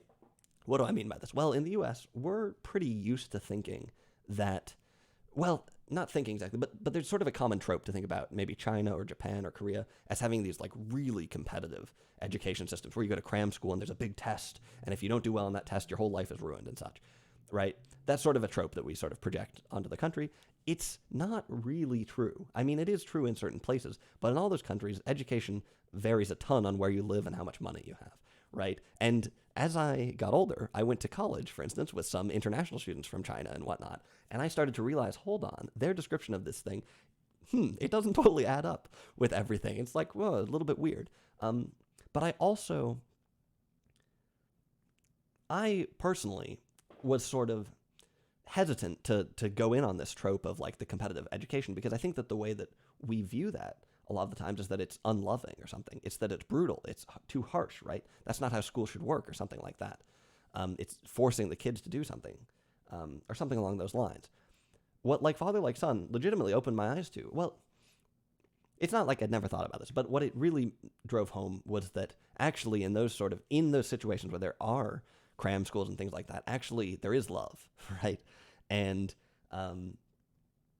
there is caring and tenderness, and it's a complicated interaction of all those things. This movie shows, it's got a poorer family who is not in that kind of school system, and it's got a wealthier family who is very committed to all those things, where they're going to do everything. They say something along the lines of, well, he's got to put in the work now so he can have it better later. Now, of course, the father who supposedly is having it better later is also working 24/7 and whatnot. So if that's the logic you're using for your own life, I wouldn't count on it. But here's a couple of moments of education that are really interesting. For one, in the wealthier school, on the first day of school, all the parents come to the school, right? Now, if you have been to Japan or are from Japan, you're like, of course, maybe. All the parents come to school and they take pictures. It's this big deal, right? School. And I remember thinking like, wow, can you imagine if in, schools in the U.S., we did something like that? First day of school for my school, it was like, see ya. It's like, whatever, you're on your own. You go to school and it's like, okay, here's the syllabus or whatever. I guess in elementary school, like, here's where the bathroom is or something. But the reverence of the family and the culture towards education is, you're starting to think, oh, maybe this isn't some brutal system where they're like, putting kids through a conveyor belt to make them into computer scientists or something. But, maybe there is some deep ideological value to this. Another interesting moment is that the rich family makes their kid not a birthday cake. They make him a cake basically every time he does well on a test, right? So there's a family where they're doing dinner and they have the cake to celebrate and whatnot. And that's like, again, like, oh, are you telling me that this is like, there's no love here? But at the same time, okay, that is a bit of manipulation. Maybe it is the conveyor belt. So like I said, this is not a movie that can be reduced to anything. But what it is a really interesting and complex portrayal of some of these themes, right? Like class in Japan, and these questions of like, working more, is it worth it, right? Well, yeah, interesting question. Or these questions about education and whatnot, and is it worth it? Another thing that's in this movie is the gender dynamics, right? Which are very present and complicated. So, for instance, the wives from the two different families form a bit of a bond, even as the husbands might have a little bit of a rivalry at times. There's an interesting relationship that forms between the wives, who are both, in some ways, kind of at odds with their spouses, right? The rich guy very much wants to be the head of the family and in control of things, and things like that. But at the same time, there is a love for his wife there, right? Like I said, not going to be reducible to much. And so basically, at the end of the day, when you make movies like Kurita does that are just so incisive in everything they touch, basically all the themes that you cover end up being incredible. So, like I said, a great movie about family, a great movie about, obviously, some of the central themes of like nurture versus nature is an obvious theme of this movie. Yeah, man, what a great movie. Or the themes about gender, the themes about class, the themes about education. All of those are just addressed in such... in such a great way. This is really an incredible movie. I think Hirokazu Kurita's best movie, like Father, like Son. So check it out. Next, like I said, we were really on a roll with these movies. Next, we watched Chungking Express, which is a Wong Kar-wai movie. I have seen some Wong Kar-wai movies, but not a ton. So this winter was an opportunity to really expand that. Here's something that's really interesting about Wong Kar-wai movies in general, postmodern movies in general, and Chungking Express. So this movie, like Father, like Son, is deeply, deeply wedded in family, in culture, in legal norms, right? In all these social structures and all these cultural sort of apparata are informing people when they're trying to figure out what the heck they're going to do about having their kids switched, right? They ask their grandparents, they ask their dad, they ask so-and-so and whatnot, they consult the law, they think about what the right thing is to do and whatnot, they think about education, all these systems, very much sort of these modern systems and something. Chungking Express exists in a different universe. It exists in a universe where family is totally effaced. There's no family going on, right? Even personal space, gone. Workplace, gone. Workplace is just different. Personal space is a really, really crucial one. I think this is a great comparison, actually. In like Father, like Son, the personal space of the family, the apartment, is where a huge amount of the movie takes place. They even go camping inside the apartment at one point. It's like the whole world is almost stuck inside this luxury apartment for one of the families, and for the other one, their house is so much a focal point of their life at sort of the fringes of, well, in sort of the suburbs in the class sense, and in the geographic sense. Well, Chungking Express has a totally different usage of the apartment. And I don't want to spoil it exactly, but let's just say there's no personal space in this movie. It doesn't exist. And this is because Chungking Express is a postmodern movie, right? Where all of these things are effaced. That's kind of one of the big points of postmodernism, is that the traditional centers of authority in the government, the law, and family and things like that are gone, right? We're cynical about them. We're ironic about them. They've been destroyed, right?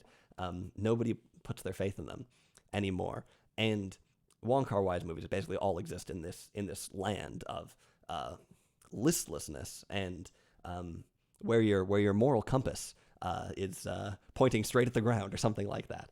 And so what emerges in the vacuum of the traditional centers of authority? Like I said, superstition is one thing, and this movie is full of superstition, right? So one of the characters, for instance, has this weird ritual. I can't even remember exactly what he does, where he's trying to collect a bunch of cans of pineapple that all have the same expiration date or something like that for some reason, right? Look at that, though. In the absence of sort of these familial structures, we get these weird commodity rituals, right? We get these weird sort of fetishes of pineapple cans and whatnot. And maybe we can restore order to our life by participating in the economy, in this bizarre economy, impersonal thing, in just the right way, right? In this ceremonial manner and whatnot. And so Chungking Express is very much about trying to make sense of that kind of world. This movie, as usual, like Wong Kar-wai's movies, so most of his movies are not scripted. So if you are looking for a really slick movie with tons of twists, like perhaps Paddington 2, well, Wong Kar-wai doesn't make those movies. He makes movies that just sort of they meander a bit. And they usually have a lot of false endings and whatnot, and that can be sort of annoying for some people sometimes. But they're also extremely stylish, and just extremely cool. And Chungking Express, I think he made in like a month or something after he was shooting some other movie with just his friends. They went and made the movie, basically. One of those friends was Faye Wong, who's a really sort of iconic sort of character in something. And there's a really great piece of music in this movie that is a cover that Faye Wong sings of the Cranberries song. What's the song called?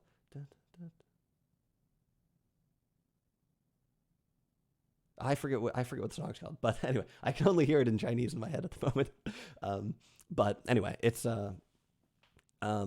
really great music, really stylish as usual, because of course style and the seductiveness of style and of the sort of ironic, interesting music, and not really ironic, but sort of the unexpected offbeat music, and yeah, the seductiveness of style. That is one of the answers to how to make sense of the postmodern,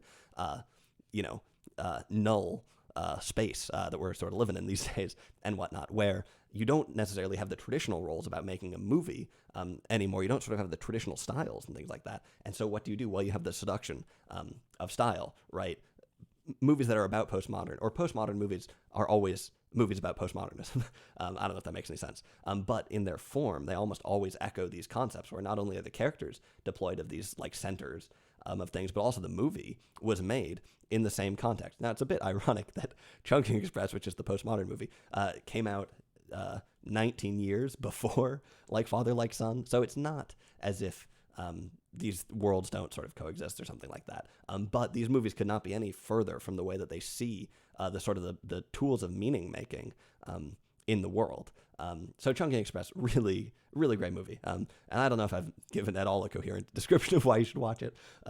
But like most Wong Kar-wai movies, really interesting, stylish, subtle in non-subtle ways, and definitely worth checking out. So next, Once Upon a Time in Anatolia.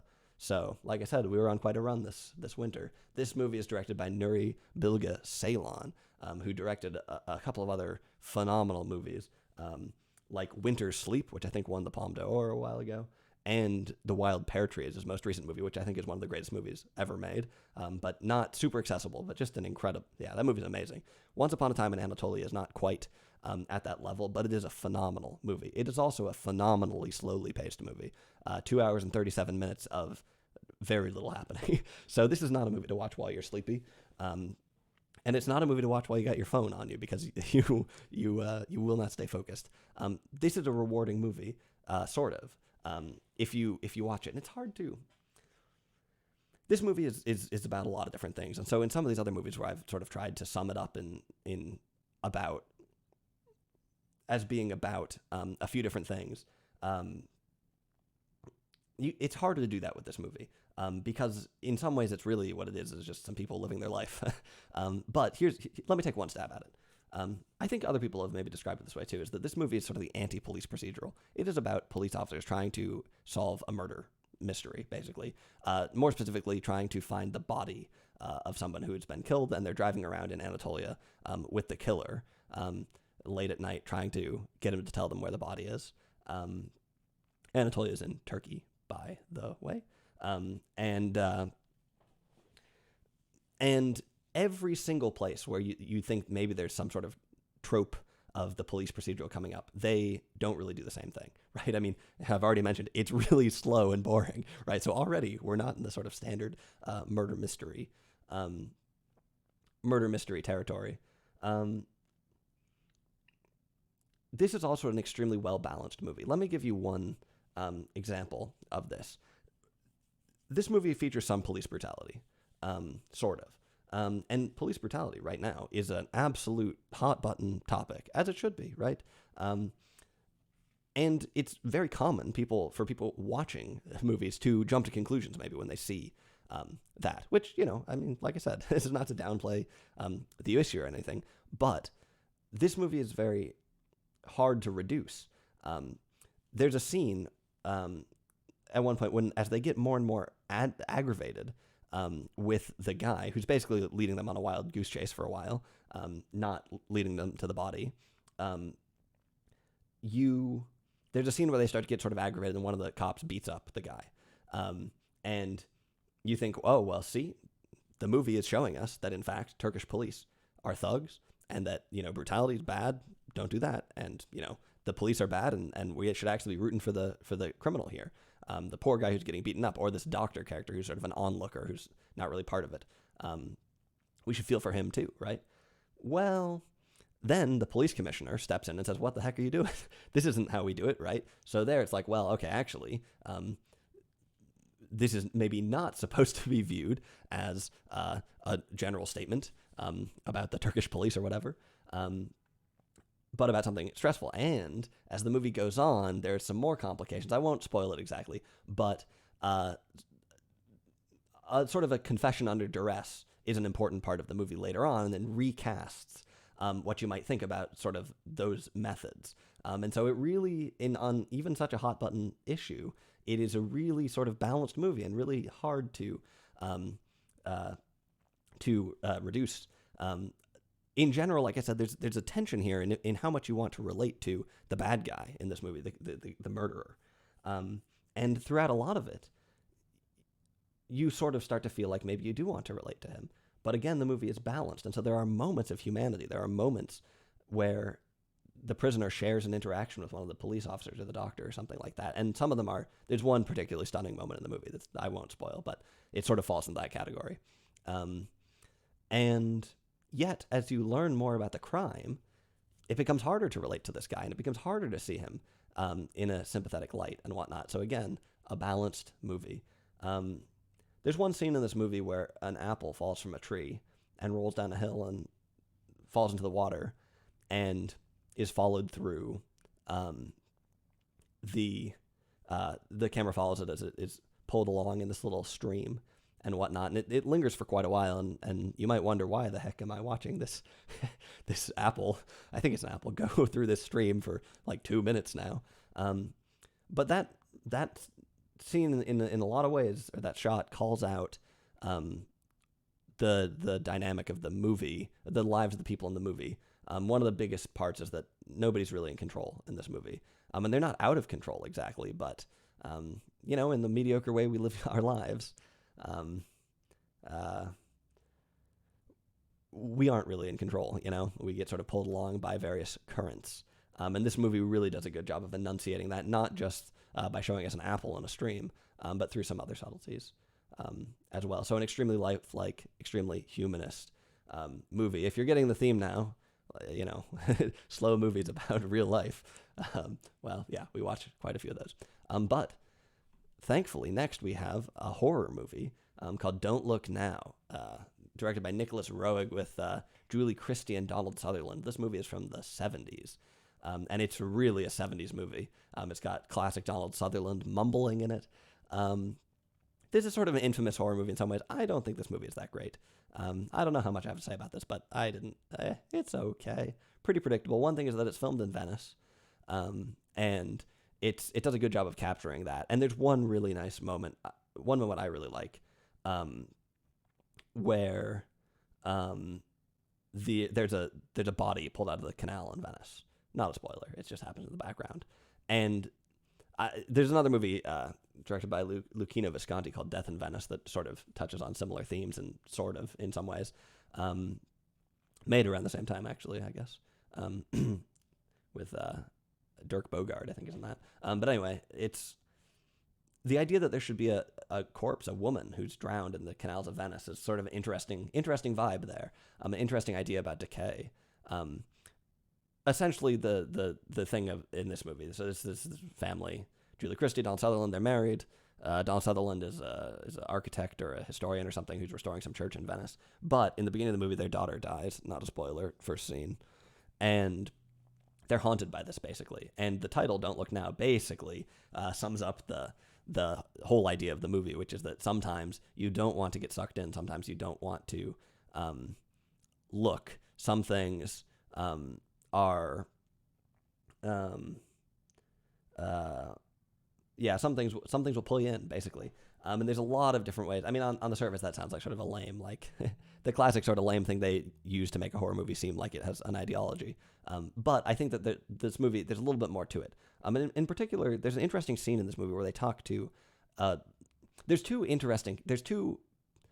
good characters in this movie, I think, which are not any of the main characters. I'm not sure that most people would say this exactly, but the two characters that I thought were interesting were, one, there's this priest character in it who's sort of the father of the church, where Donald Sutherland's character is doing the restoration. And in the beginning, he seems kind of sleazy. He seems like not very faithful, perhaps, and not maybe in the clergy for the wrong reasons or something along those lines.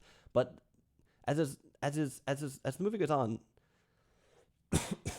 his character doesn't sort of turn out as you would expect, and it's not any big twists. But what I would say is, if you watch this movie, think about how the father avoids looking now, so to speak, right? Avoids getting sucked in. How he is able to live in Venice despite the bodies in the canal, right? How he is able to overcome the traumas and the tragedies in his life that threaten to just ensnare him in endless complications. And the other character, for which you should ask the same question, is the police guy, who seems like a really odd character when you first meet him. Strangely detached and aloof. Could that be part of the answer? Well, he's another character who season after season sees trauma, right? And when you're a cop who's seeing the trauma, and actually Once Upon a Time in Anatolia does some of this too, when you're a cop who's seeing this sort of trauma year after year, well, you have a very different relationship to it than if you are parents whose kid has died.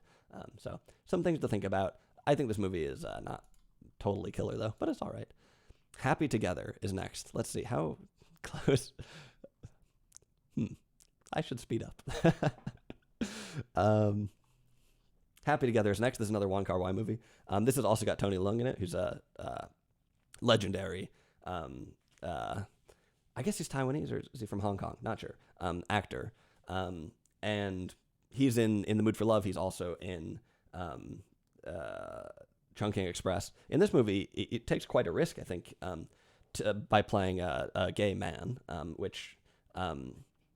he's not in some of these mainland China films like The Flowers of War, but you would imagine that could be sort of controversial with certain audiences in that part of the world, I guess. But I have a lot of respect for him taking the role and doing what he does in it. I think Happy Together might be my favorite Wong Kar-wai movie. Here's one thing to think about in this movie. A lot of romantic movies, the plot is really... The narrative arc of the movie is very closely tied to the romantic relationship, right? The movie begins with some exposition, and then the rising action is when they, see each other from across a crowded room. or in the case of About Time, when they don't see each other from across a crowded room, right? Or in the case of Love Actually, when who the hell knows what goes on. As the relationship heats up, so does the movie, and then, the big climax is when something jeopardizes the relationship, and then the end is when it's resolved, right? So it's very closely tied. Happy Together does not do that at all. The movie starts with a breakup, and the relationship is cyclical. They say in the very beginning of the movie that, I think this might be one of the first lines, is that one of the characters, not Tony Leung's character, but Leslie Chung, I think is the other guy, always says, "Let's start over," right? Really interesting idea. And that, and that idea of starting over and those cycles of the relationship is really how the movie is defined. And the cycles are not at all linked to the narrative of the movie. Like I said, it starts with the breakup. I won't tell you how it all goes, but they sort of come and go just in really odd rhythm, which is interesting and somewhat lifelike, I think. And that thing they say in the beginning about starting over ends up being more profound than you might think. First of all, there's a question about what it means to even have a relationship, right? And common history, where it's almost sort of an Alain René type question there. But the idea of starting over and going through these cycles again and again ends up being more profound than you might think. And there's a really nice scene later in the movie that involves starting over in an interesting way. One thing I should have probably said about this at the beginning is that this movie it's a Wong Kar-wai movie with all these Chinese people in it, but it's set in Argentina and filmed there, which is really cool, I think. They go to Iguazu Falls and a couple other places, and it's that's kind of cool. So even that quirk alone might be enough to watch it. But like I said, I think this is maybe my favorite Wong Kar-wai movie. And in a lot of ways, it has a lot of the same sort of Wong Kar-wai things going on. Like I said, making meaning in a different way. Let me also point out, by the way, that being a gay Chinese man in Argentina, can you imagine anything more lonely, right? And Wong Kar-wai's movies, almost all of them are about alienation to some extent, right? I mean, that fits really well with this thing I was talking about earlier about struggling to make meaning. Well, alienation, what does that mean, right? And alienation, I mean, there's, everyone in the world has spent time feeling alienated, especially in this, pandemic world we live in now. That's really the vibe of the movie, I think, is alienation, and that's where the cycles of dependence come back into play, right? Alienation and dependence, I think, are a really big themes of all of Wong Kar-wai's movies, but especially this one. So Happy Together, nice movie. Next, we have All That Jazz. So I'd seen the movie Cabaret, which is directed by Bob Fosse, that came out before All That Jazz. I watched that a while ago. I think it's got Liza Minnelli in it, and that's a pretty good movie. I was not at all prepared for All That Jazz. I thought, hey, this will be sort of a fun musical. We watched Happy Together, which is a pretty, tough movie in some ways. And then I was like, dang, well, let's take it back a notch with All That Jazz. Well, not a great choice for that reason, but what a phenomenal movie. Bob Fosse was a really famous Broadway choreographer. I think he did the choreography for Chicago, which was a big play and then became a movie. But this movie is basically autobiographical, although in the movie it's Joe Gideon is the name of the character, who plays this sort of womanizing choreographer person, theatrical type, who's also editing a movie. And yeah, this movie has it all, really. It's got, first of all, it's got great dancing in it. I'm not really a big musical fan or anything like that. But the choreography in this movie is really cool and really great, and just about anyone would be like, "Whoa, that's cool." Maybe more than it just being cool, there's, I think, a real art that's deeply moving to the choreography in this. So there's that. But this movie is also just radically ahead of its time in terms of style. The way it's filmed almost reminds me of something something that would happen in the early 2000s, like Requiem for a Dream. I guess that was late 90s or whatever. It's sort of some of the cyclical nature of some of the style and whatnot. This movie, like I said, really ahead of its time.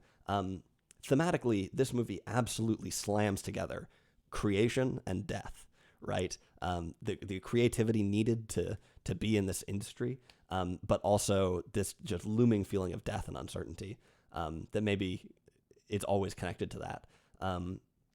Like I said, it just absolutely rams them together at full speed. Really, really, really nice movie. One more thing I would say about it, I guess, is that I'm not sure how well a modern audience. Some people might not totally like this movie. Like I said, the main character is a womanizer and whatnot, and I personally don't. I don't think it's a very good idea in general to watch movies as a search for moral purity, right? And definitely don't do that with All That Jazz, because it's not. That doesn't mean that the character's not interesting or relatable or compelling, but it's definitely not a like, oh yeah, here's the great protagonist kind of thing going on. And it's a really complicated world of theater and sex going together. I don't know. I think it's a nuanced and sort of complex story there, but this movie is it's a pretty extreme movie in a lot of ways. And so some people might be put off. That's all I would say. I think this is a great movie though. Next, A Clockwork Orange. Okay.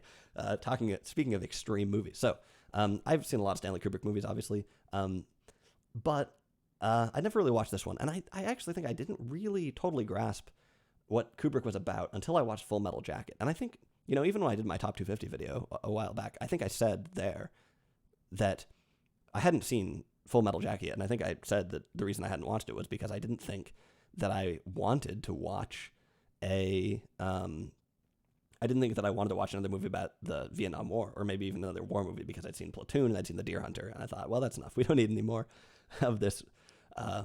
But Full Metal Jacket, what a phenomenal movie. What a great movie. I'm glad that I ended up watching it just on a whim, basically.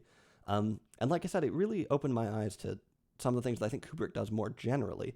Some of the themes. Let me just say, that movie made me really think that Kubrick, when he was a kid, was bullied, which may be callous to say or whatever. But why do I say that? Well, because his movies all seem to really be stuck on these ideas of dominance and cowering and education, and power, I guess, fits in with all of those. And A Clockwork Orange is absolutely about all of those things, right? It's an extreme movie. That can be really off-putting. This is another one of those movies that's like sort of seems out of date, but also seems more pressing than ever. And I think that this movie is generally still. I think there's one of the things about Kubrick that I think you just have to respect, is that almost nobody else could have made a movie like this. It's hard to even imagine, and had so many people watch it. And this movie, I think, nothing since then. I mean, we've seen lots of violent movies down the years, but this movie, just in its way, nothing like it has really ever been made since then. And I have a huge amount of respect for that. And I think it's a really interesting movie. Absolutely an ideological movie, like I said, about dominance and domination, and about government, and about power, and about education, all these things coming together. But also, the movie manages to work in movies itself, right, and the cinema, and how all of that connects in. I won't spoil anything. I think this is a movie best watched. One other thing I will say about it is that one thing I like about this movie is that, like a lot of Kubrick's movies, it's a big movie that covers a lot of ground, and like I said, some of these movies can be summed up pretty quickly. Like, Don't Look Now, or whatever that movie is, the Venice one. That is a movie that has a central metaphor that can be described in a couple sentences, and that's the movie. A Clockwork Orange is absolutely not like that. It maybe starts you going somewhere, and you think you sort of know what it's going to be about, and then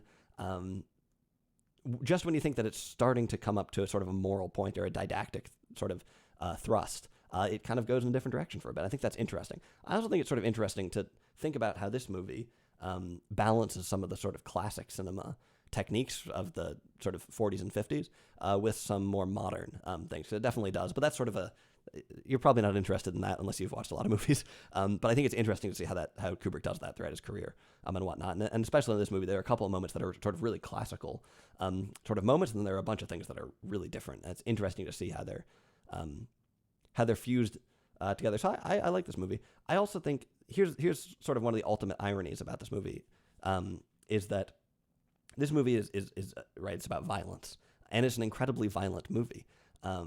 And one of the questions, and it's about education, right? And it's about power, and submission, and all these things, right? And one of the questions that the movie is inherently asking, both in the movie, but as also in its own form as a movie, is what is the power? What is the violence? What is the domination of a movie? And what does the violence that is in the movie mean? And that was a question that was answered in real life, you know? Kubrick actually pulled the movie from distribution in the UK after it was released, not that long after it was released, because there were people who copied the crimes that were in the movie, right? Some of the violence that was portrayed in the movie happened in real life, and Kubrick pulled the movie. A lot of people who like this movie, I think, like it because it's edgy, like it because it's violent, right? And I think Kubrick knew that to some extent. I mean, like I said, it's a sort of a subtle dynamic, but it's right on the line. I think there are a lot of movies that do this. I mean, like, I think a lot of Scorsese's movies, Goodfellas, Wolf of Wall Street, movies I'm not really a fan of that much. I think they sort of lean into the violence for that reason.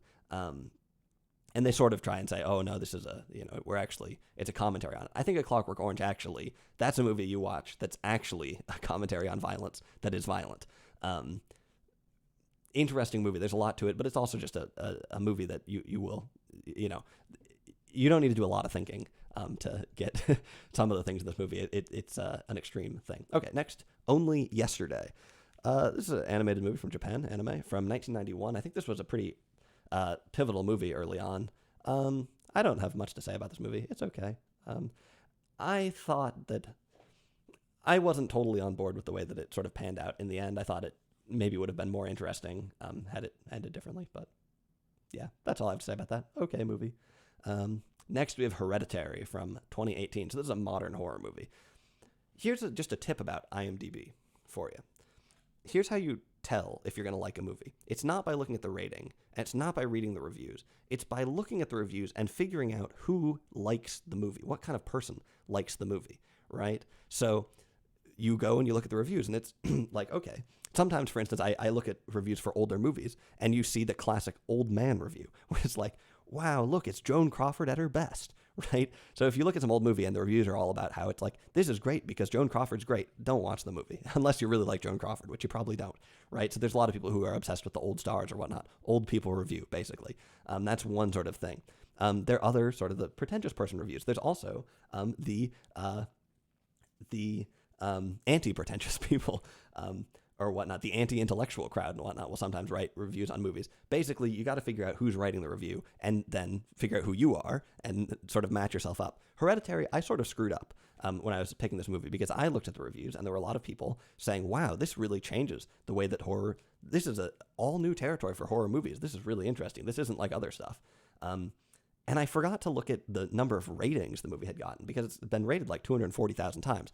So what it didn't occur to me was that this is a much broader audience that is being exposed to this movie than to other more niche horror movies, right? And so, in fact, this is not a niche horror movie whatsoever. It's just been exposed to a lot more people who aren't used to anything. I haven't seen Midsommar, but I would imagine that this basically falls in sort of Midsommar territory of not very interesting, modern sort of horror. This is a horror movie that I think does not have the fun aspect of it going like In the Mouth of Madness does. This movie sort of takes itself kind of seriously and not to a great extent. But I will say, this movie does a lot of things really well. The acting is great. Cinematography is great. Some of the ideas are really good. The place where it really falls apart is that the plot absolutely sucks. And my feeling about this is that the movie, I get the feeling that this movie was supposed to be a lot longer and that they cut out about half of the script or something like that, because it basically doesn't end up making that much sense. It has some good imagery, has some decent scares, some decent drama, but ends up being sort of middle of the road. I'll also say that this movie has big house-itis really badly, where it's like all the characters living in these like big fancy, I think it's set in Colorado. No, I think it's right. I remember getting confused because there was a Colorado license plate or something. I think it's set in outside Salt Lake City, maybe. Anyway, somewhere around there. And it's like all the houses they go to are just these enormous like mansions and whatnot. And there's a very particular sort of American the American McMansion thing, right? It's got the marble countertops and whatnot. This movie kind of buys into that for some reason. And horror movies can very easily subvert that. And this one could have very easily subverted it because a lot of horror focuses on the house, right? And you have so much potential for being like, look at, you've got this house with all these extra rooms and all this scary stuff in it, right? Well, it could be a critique. It could be a critique of American McMansions, but the movie kind of doesn't do that. It actually sort of buys into that weirdly. And so it doesn't end up being very subversive at all, which any decent horror movie, I think, has a chance for that and should, I don't know, could give it a go. This one doesn't at all. The plot doesn't really make that much sense, but the acting is really good. But like I said, it just sort of takes itself too seriously. And like I started out with, this is not like some breakthrough, amazing, never been done before kind of thing. This is a very sort of middle of the road rehash of some older movies, but it's okay. The Last Picture Show. So Peter Bogdanovich, this has got Jeff Bridges in it too, and Sybil Shepherd. This is a really great movie. This movie is based off a book by Larry McMurtry, who grew up in Texas. Anarene, Texas is, I think, where they are in the movie, but that's not a real place. Anyway, it's based off where he grew up in Texas. This movie is a book, basically, and that suits me great, but it might not suit you. Really interesting storylines, really interesting ending. I gotta sort of pick up the pace here. Let me just say one thing about this movie, which is that a lot of people, this movie might not go over very well with modern audiences because of its sort of on the surface seems kind of misogynistic. And I'm not about to be like, oh no, it's great, but I'm gonna do that. Well, I don't know. I think in some ways the strongest character in the movie is Sybil Shepherd's character, a young Sybil Shepherd. What's her Stacy or something like that? JC is her name. In some ways, when you first watch the movie, she might seem sort of one-dimensional, and the dimension is something that a lot of people wouldn't like that much because she basically seems like she's trying to go out and sleep with everyone in the town, and she's sort of portrayed as I don't know what the kids say these days, but as someone who sleeps around or whatever. And you might watch this movie and say, well, Peter Bogdanovich, a man, of course, he's having this sort of weak female character and whatnot. But I actually think that she's one of the strongest characters in the whole movie, and one of the most interesting. And in particular, her relationship with her mother and the way that her sort of frontier femininity is formed, particularly because she's not in the same class as all the people in the town. I actually think it's really interesting and one of the best parts of the movie. And I understand that on the surface, some of the things in the movie are kind of extreme and not that progressive, but it's a movie about people living in the 50s in rural Texas. The title of this also sort of gives away the main theme. The Last Picture Shows this is a coming of age movie, right, about the death of fantasy, basically. And you can imagine what the death of fantasy in a tiny Texas town that's barren, not much going on, looks like, right? And again, JC's character, who's sort of grappling with that, she's also, like I said, she's one of the wealthier people in the town. Her father's one of the wealthier people in the town, so she's going to leave. Her grappling with that is very different from somebody from like Jeff Bridges' character, or some of the people who are sort of more stuck there, the way that they might grapple with it. This is a movie with humanity in surprising places. Like I said, it's like a book. Really strong movie. Absolutely loved it. Next, we have The Killing of a Chinese Bookie, another John Cassavetes movie. So this, I think, is my favorite John Cassavetes movie. Let me also warn you, I said, for instance, that Hereditary is a movie that has a slightly broader audience.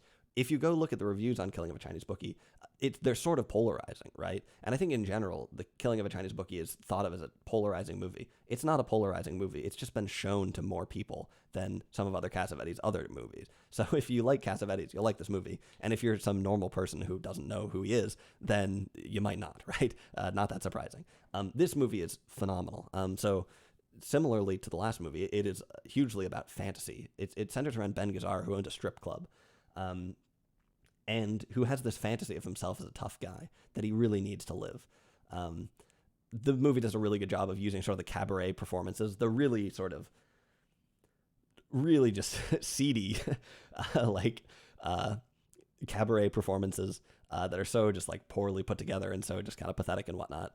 And then also showing his life, which is also seedy and pathetic, and those fit together really really well. This is really a phenomenal movie. It's my favorite Cassavetes movie, I think. Um, Next, Funeral Parade of Roses. This movie is great. This movie is totally off the wall. This might be one of the just like most experimental, most unexpected stylistically movies I've ever seen, in terms of just the amount of just weird different techniques and different things they throw at you to have you see the movie. Just all kinds of different, all kinds of different stylistic tropes, all kinds of different techniques coming at you absolutely nonstop. Even if you don't understand what's going on, which is likely, you're not going to be bored because there's just so much interesting stuff going on. So this movie is about a bunch of people who work as drag queens in a club, basically. And are like full-time trans people, full-time, maybe not the right term, but are trans people in Tokyo in the 60s.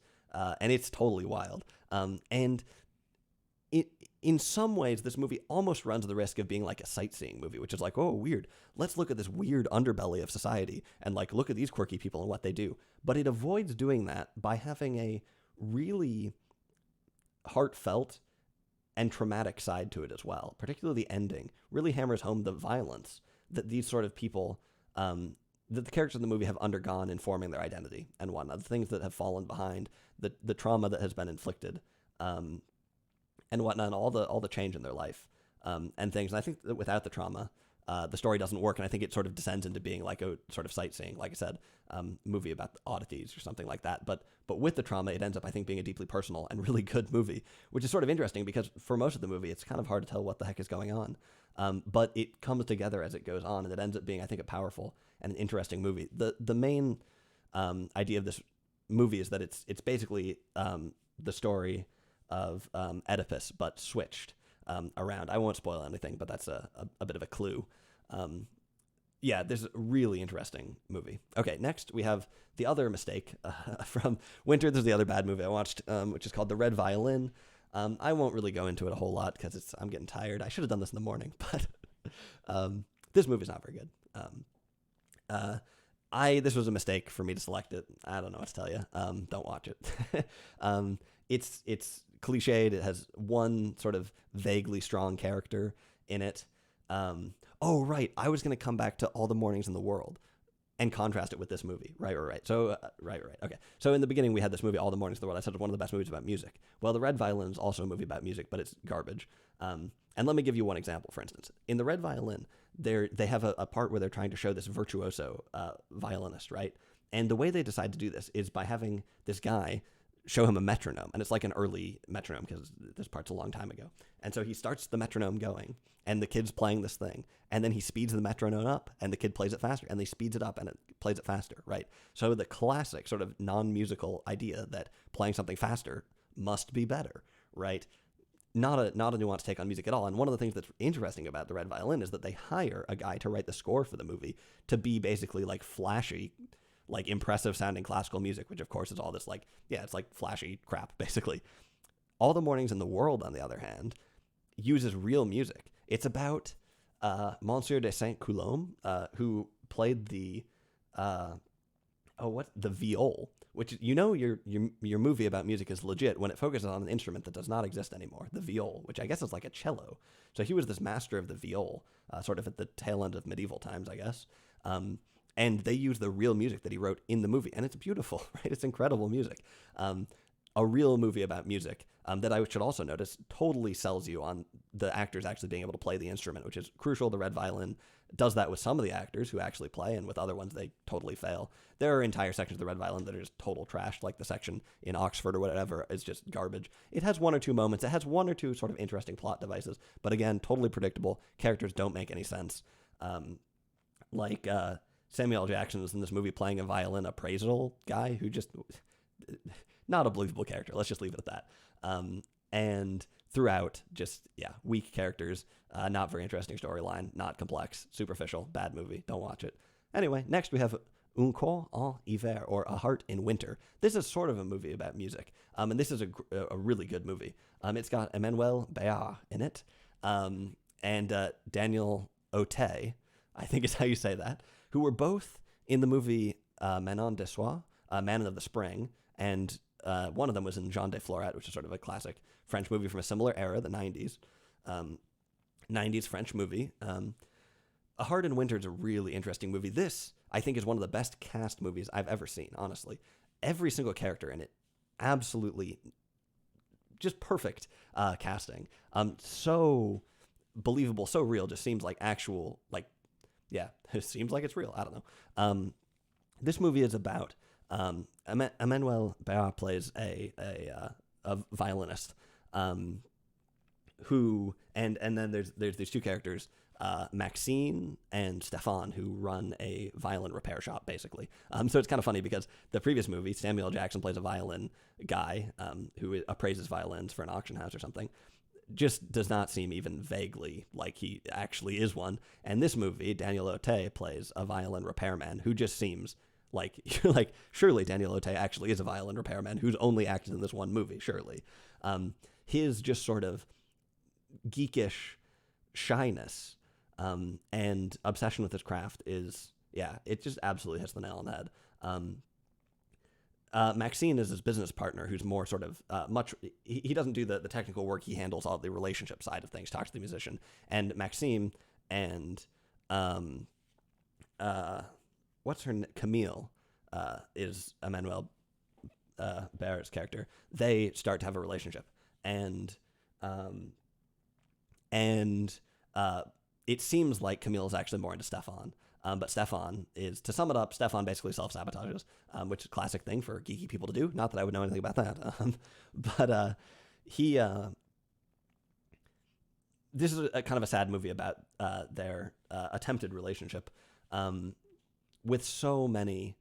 In some ways, my biggest criticism about this movie is that it doesn't do enough, because it's such a well-cast movie, it's such a well-written movie, such a well-acted movie, such a well-shot movie. But it's not a big story. It's a simple story about a couple of different people with two main dynamics. One is sort of the self-sabotage, which I don't want to oversimplify. The self-sabotage and the way in which Stefan wants to remain comfortable, but also sort of hates himself for doing that. Stefan, here's a good way to put it. Stefan is sort of stuck as a side character. Right, he's a side character in his own life. Basically, he's Maxime's sidekick, and and that's a self-fulfilling prophecy, right? He likes that role to some extent, and he maintains it, and whatnot, and yet it eats away at him. So that's one of the sides of it, which is interesting. And then Emmanuel Béard's character, Camille, forget her last name in the movie, it doesn't matter. Camille. Her sort of side of things is that, so obviously Emmanuel Béard is one of the most beautiful actresses of all time.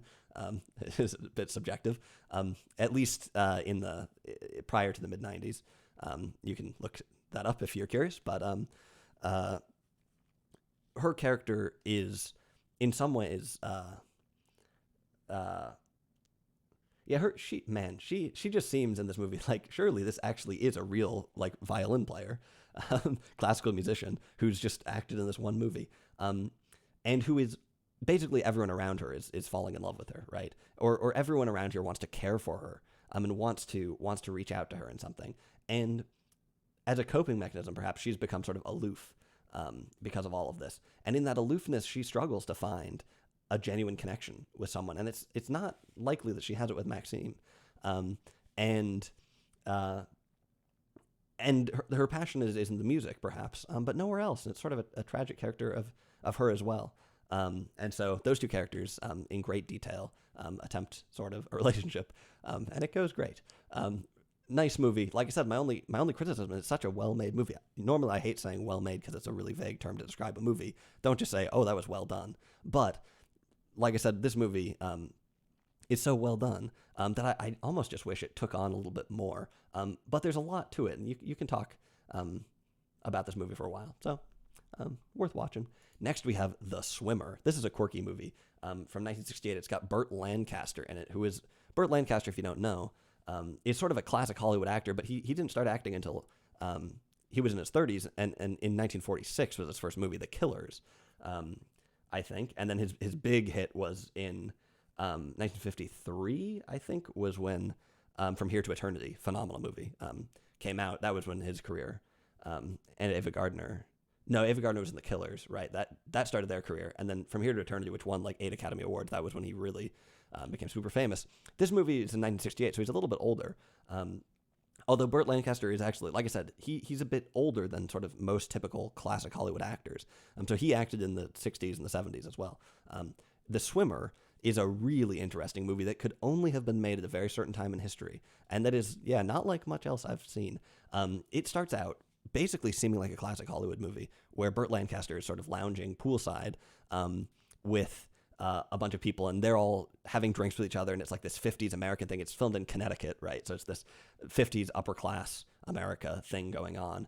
They're talking about their new pool and everything, and everyone's drinking. It starts out by saying like, "Oh, I drank too much last night," is one of the big lines in the thing. I'm pretty sure this was based on a short story. Yeah, it was. I forget who wrote it.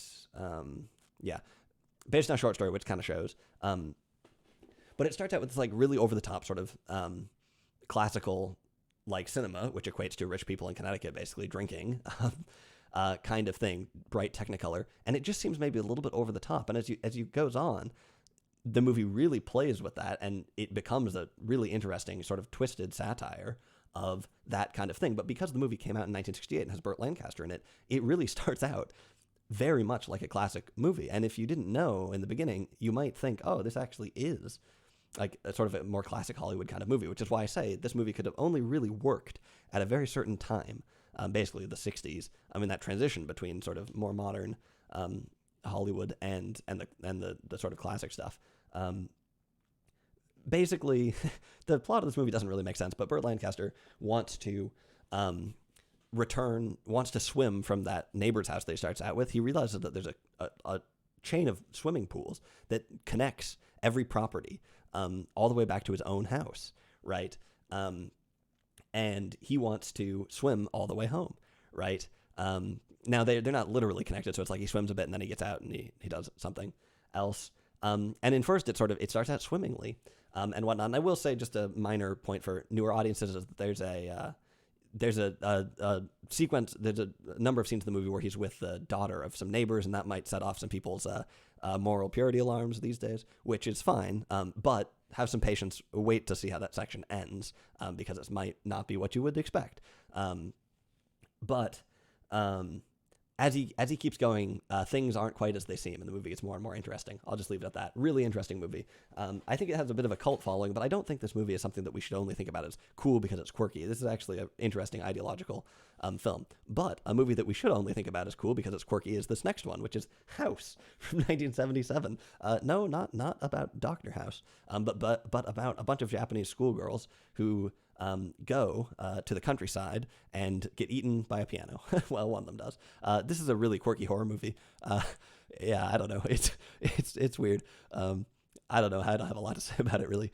But maybe worth watching if you like just sort of quirky things. Next, we have Delicatessen. Okay, so this is Jean-Pierre Jeunet and Marc Caro. Jean-Pierre Jeunet directed Amélie, which you've probably heard of. And he also directed much earlier this movie called Delicatessen, which is an absolute banger. Great movie. It's kind of a dark comedy, so there's a couple of parts of it that if you're particularly squeamish, people might not like this if they aren't used to like sort of pretty like edgy comedy. But otherwise, there's basically no way you can go wrong with this movie. This movie in some ways is like some of the Jacques Tati movies. It has this sort of playful and vaudevillian nature to it that Amélie sort of has a little bit too. But Delicatessen is what a great sort of surreal movie. Absolutely phenomenal. Reminds me a little bit of Brazil, maybe. But you should watch this movie. Without a doubt, you will like this. Like I said, the only way you could really go wrong with this movie is if you are really squeamish or something like that. But otherwise, a really clever, fun, interesting, subtle movie that's just operates on a different logic and in a different way from most movies. Okay.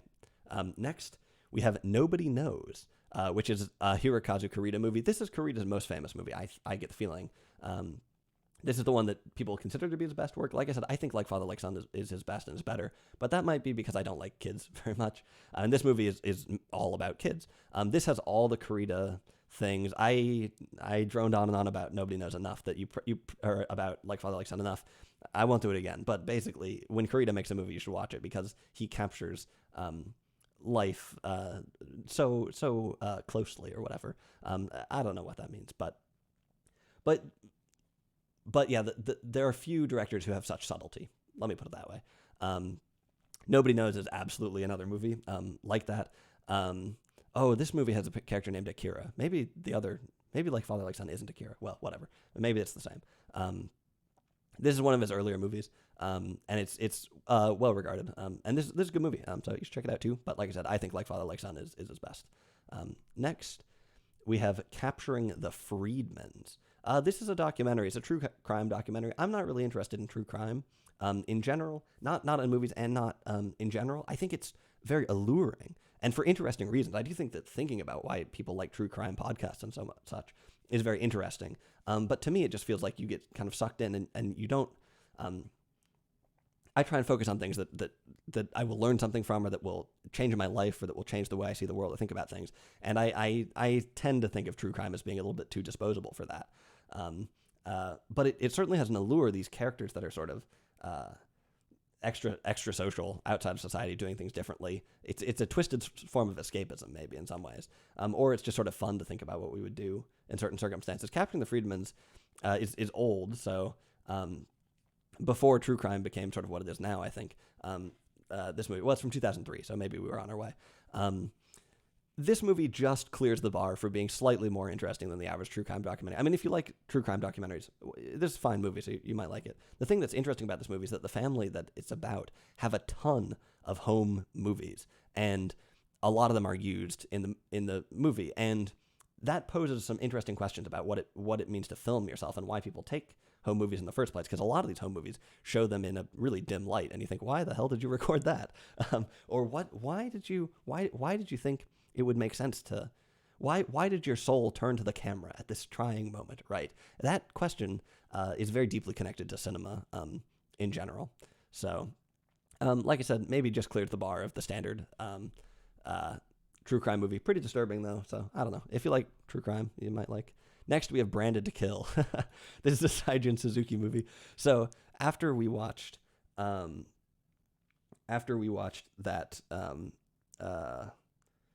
Funeral Parade of Roses, which is a phenomenal movie, my mind was really opened up more to wild movies from the 60s in Japan. And I think I may have skipped over. Oh yeah, I did skip over one. Okay, well, I'll do two. If I can remember the name of the other one.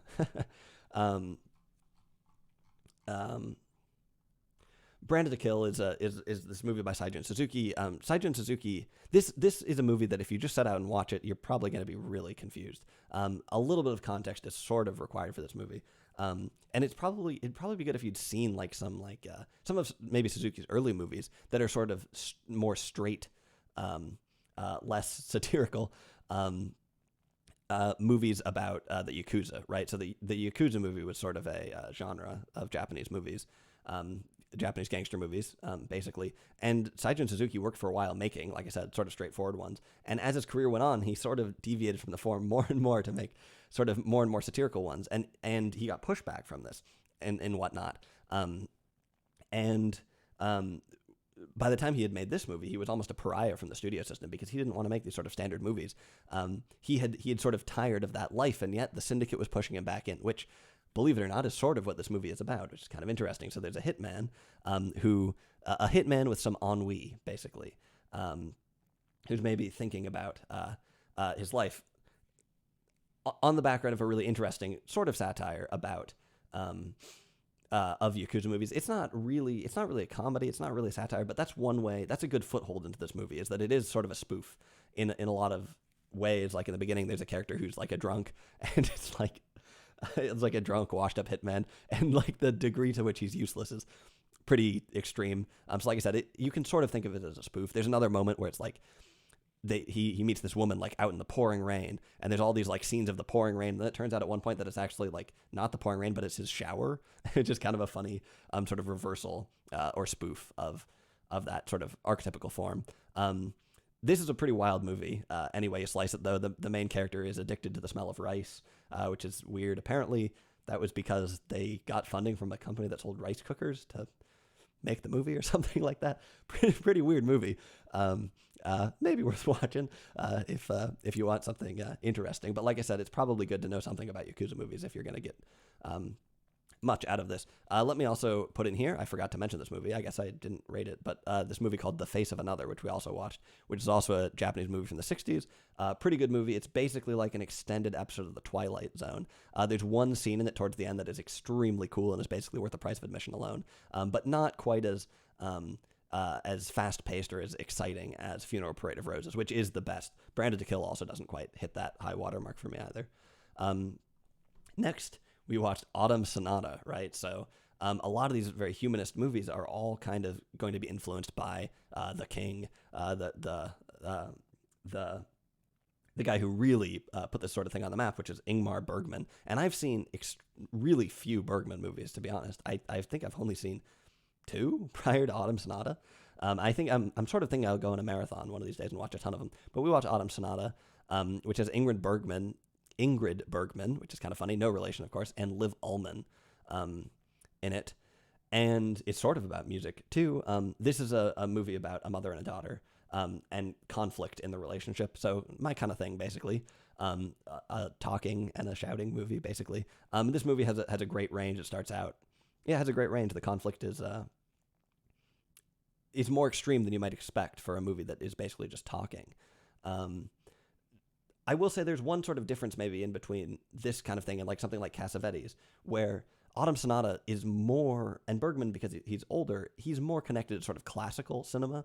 And so there are a couple more sort of enunciated moments in it. Like in Autumn Sonata, there's a moment where one of the characters, I think, says, "Oh, a mother and a daughter, what a horrible combination," or something like that, which is like, underline that part. There's like, that's not the thesis of the movie exactly, but it's sort of they're given their sort of their lines to, you turn to the camera after you say that, right? You say something cool or something like that. They're given their sort of play-like theatrical sort of cinematic lines, if that makes any sense. Whereas in a movie like Cassavetes, the characters are never going to say something sort of as enunciated. They're never going to say something that's sort of clear or as ideological or so much. They're going to be characters that are sort of unaware of the movie they're in.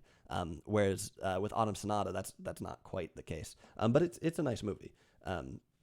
Definitely worth watching. Next we have Faces, which is another Cassavetes movie. We're getting sort of towards the end here, so. We're really getting towards the end. Although you might wonder if we were really at the end, it wouldn't take me any time to determine if we were near the end, but we're close, I promise. So Faces is another Cassavetes movie. It's an earlier one. I think this one is a little bit less accessible than some of the other ones, but I think it's really good. I think that maybe behind Killing of a Chinese Bookie, this would maybe be my favorite. That said, in the beginning of this movie is a little bit sort of hectic, and the very beginning is actually really clever, interesting opening scene. But then the next sort of section is sort of hectic, and there was a time where I thought, oh, we're really gonna sit here and watch this whole thing? Believe me, I've thought that many a time for movies that turn out to be great. But the beginning is sort of a lot going on and sort of abrasive. But as it goes on, this ends up being a remarkably profound movie about, I guess, love, I guess. Starts out with there's a couple that are unfaithful to each other. The husband cheats on his wife with, I guess, a prostitute or a call girl or something like that. And the wife does something similar. And the way that plays out in excruciating realism, I guess, is in this movie. Like I've said, there's a lot like other Cassavetes movies where it's just a grind of a movie to watch. But that's really my kind of movie. And yeah, a nice movie. Okay. There's a couple I'm just going to mention here. Defending Your Life. We watched that. This is an Albert Brooks movie with Albert Brooks and Meryl Streep in it. This is sort of a very light romantic comedy. Hey, romantic comedies. Not really my kind of movie, but it's a heck of a lot better than Love Actually. Pretty clever. It's about a guy who dies, and it shows basically in this weird cinematic universe, after you die, I think the tagline for this was like the first movie that really shows what happens after you die. And it turns out that what happens after you die is you go to this place called Judgment City, where a bunch of sort of lawyers argue over whether or not you've lived a good life and whether or not you're ready to progress to the next level or something. And the movie is kind of clever in its mechanism. It's really fun to learn about all the different things they have in Judgment City. Albert Brooks is pretty funny in the movie. Very light fare. Totally 180 from Faces. But kind of a fun movie, and a pretty good romantic comedy. Next, we have Mon Oncle. This is another Jacques Tati movie, and it is not as good as Playtime, but it does a lot of the same things. I'll give you one example of sort of this thing I mentioned with the Playtime, where Jacques Tati sets up this sort of vaudevillian logic that he teaches you on the fly to help you understand the movie and then sort of manipulates it. So in this movie, which is also a spoof of modern France, there's sort of this one couple lives in this like totally ridiculous house that has all this crazy landscaping and whatnot. And one of the things they have in the middle is they have a fountain that's this really weird looking grotesque fish fountain that sticks up. And every time they have a visitor, they turn on the fountain, right? So they set this up. Like I said, it's not a traditional story, but it had this new logic that they introduced to you. So the fish fountain, for instance, you were taught in the beginning that, oh, there's someone at the gate. Okay, the wife is going to turn on the fountain. Okay, great. Well, they then use that and to great effect over the course of the movie. So, for instance, when they are visited later by the guy that Jacques Tati plays in it, who's their uncle. It's the husband's brother, right? When he comes to visit, she turns on the fish because she hears someone at the gate, and then as soon as she sees him, she doesn't really like him, so she turns the fish back off, right? Oh, it's just you, right? Or there's another moment where one of her wealthy friends comes to visit. So someone outside, okay, turn on the fish. The wealthy friend comes in. Then she sees the wealthy friend, and the wealthy friend is wearing this really bizarre shawl that looks like a rug. And she thinks that she's a rug salesman, so she turns the fish back off. Then she recognizes her. She turns the fish back on, right? Later, the husband comes home. He's standing outside the gate. He sees that the fish, he's about to just burst in to the yard through the gate, but then he sees the fish is on, and he thinks, oh, we have a visitor. So he gussies up and such, right? They take it even further later on when they accidentally puncture one of the pipes that goes to the fish and whatnot, and it starts shooting out from the wrong place. That's what I mean by this like really sort of vaudevillian logic. That's not the way that normal movies work, but they teach you these sort of new rules and then manipulate them throughout the course of the movie. It's a fun movie. Playtime is better. Then, let's see here. I've got three more. Yeah. Two more. Okay. One is The Color of Pomegranates. So this is an Armenian movie that is really interesting, really vivid. It's basically got no story. It's based off of a book of poems, I think. It's about the life of a poet. And when you can generally tell that when a movie is an adaptation of a poem, don't expect a normal movie, right? Don't expect sort of the standard action thriller. It's Silence of the Lambs. Did you know that was actually adapted from a poem? No, it wasn't. This movie, The Color of Pomegranates, also with a title like The Color of Pomegranates, you sort of know what you're in store for, is basically, I don't know, just a series of images or something like that, about supposedly about the life of this monk or this poet. And some parts of it were totally inaccessible to me. I had no clue what was going on. But other parts were extremely tactile and vivid, particularly the parts surrounding childhood, when the priest is growing up. Not the priest, the poet. Is growing up, I found to be the most vivid. Like, there's this one really interesting scene that's sort of filmed from the top. Cinematography in general, really interesting, and the location of this movie, really phenomenal. But it's filmed from the top, and it shows this kid running around this place where it's like, I think there's like these sort of subterranean dwellings for troglodytes, I guess. They have these domed roofs that are sort of half underground or something like that, or maybe they're ovens or something, but either way, there's like these sort of clay domes all over the place. And there's all these women who are washing rugs on the domes, on the side of the domes, and the kid is running through them. And for some reason, it's just, when you watch the scene looking down from above, I could feel it in my feet. This kid running on these domes, it's like the slopes, the hot slopes, he's barefoot, the hot slopes, and then he runs over a rug that's just been washed, and then another rug that's dried and such like that, and the adults are thinking, don't run over the rugs. But that moment was so intuitive to me about childhood. There's another moment where his family are like standing in their house, like plucking chickens or something, or trying to be serious or something like that, and the kid's really not serious. So there were some moments that were just strikingly intuitive. There were other moments that I was not sure what the heck was going on, partly because I don't know anything about Christianity at all. And I think he becomes a monk, or not a monk, or whatever. He is involved with the church quite extensively in this movie, and some of the parts I didn't know what the heck was going on.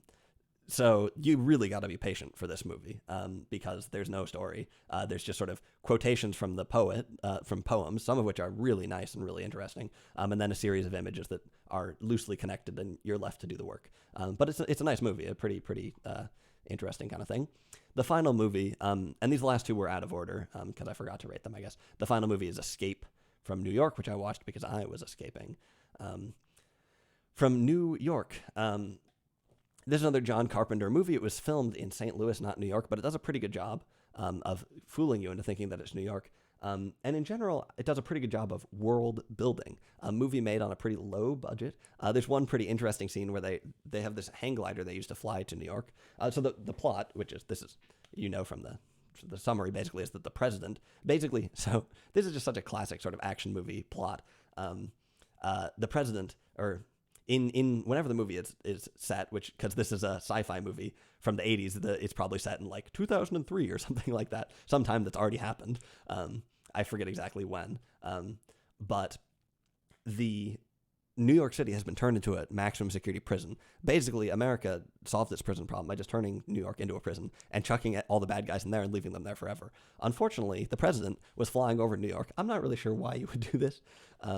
And the plane crashed, and he crash landed in New York. Or I think the plane was hijacked, actually, something like that. Anyway,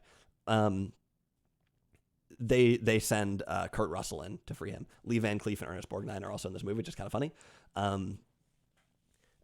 This movie does a good job at world building. Oh, like I was saying, there's a scene where they're flying in a glider, so Kurt Russell can get into the city, and there's this really interesting like digital heads-up display. But the movie's so old that instead of doing it digitally, they actually like built the thing out of like pipe cleaners, so it looks like this like digital view of New York City, but it was actually a real model that they filmed, which is kind of funny.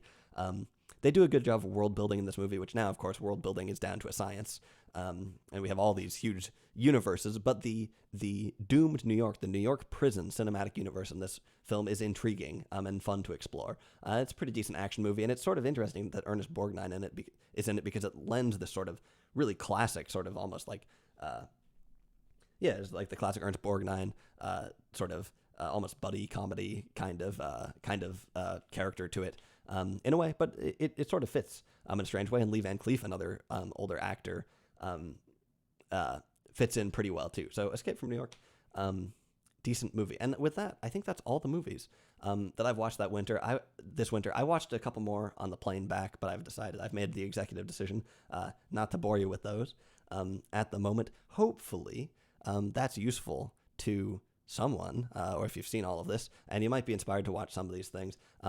I haven't really decided. I might do a summary like this more frequently. I might do this every few months or something. I'm not really sure if this format is... it's obviously not as compelling maybe as something like the Top 250, which I can't do continuously, obviously. It's been done. I've been thinking about doing the Top 250 on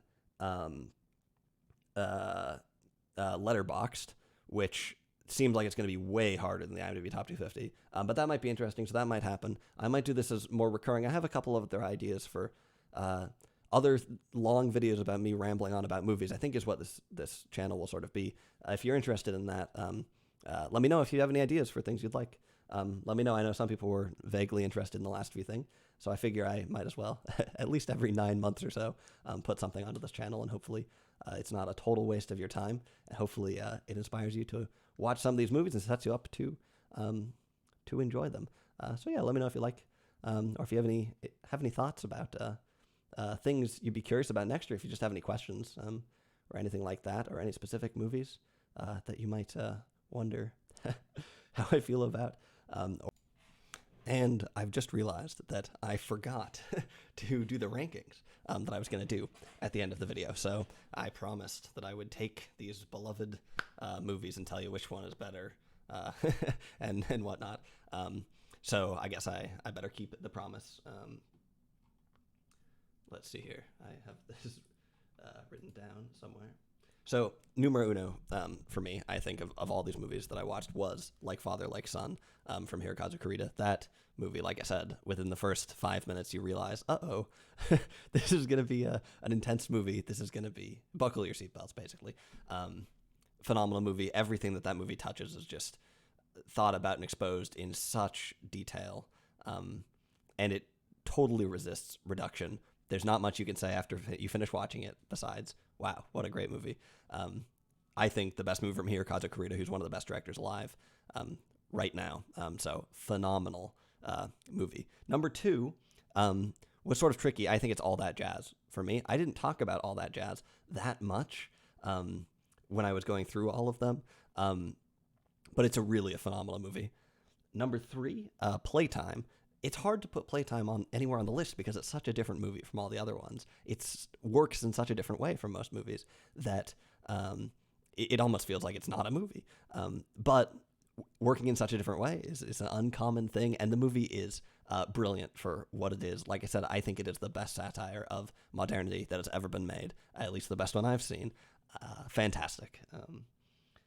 Number four, I had All the Mornings in the World for this, right? This is the movie about music. Like I said, I think this is the best movie about music that is out there. Like I said, your movie is legit if it's about a musical instrument that does not even exist anymore, right? It uses real classical music, and there are a lot of pitfalls from movies about classical music. There's a lot of elitism floating around in classical music, right? I think that this movie avoids all of those and gives a real, totally earnest and beautiful reason why music matters, and why people devote their lives to it and what that means. Next, we have The Killing of a Chinese Bookie.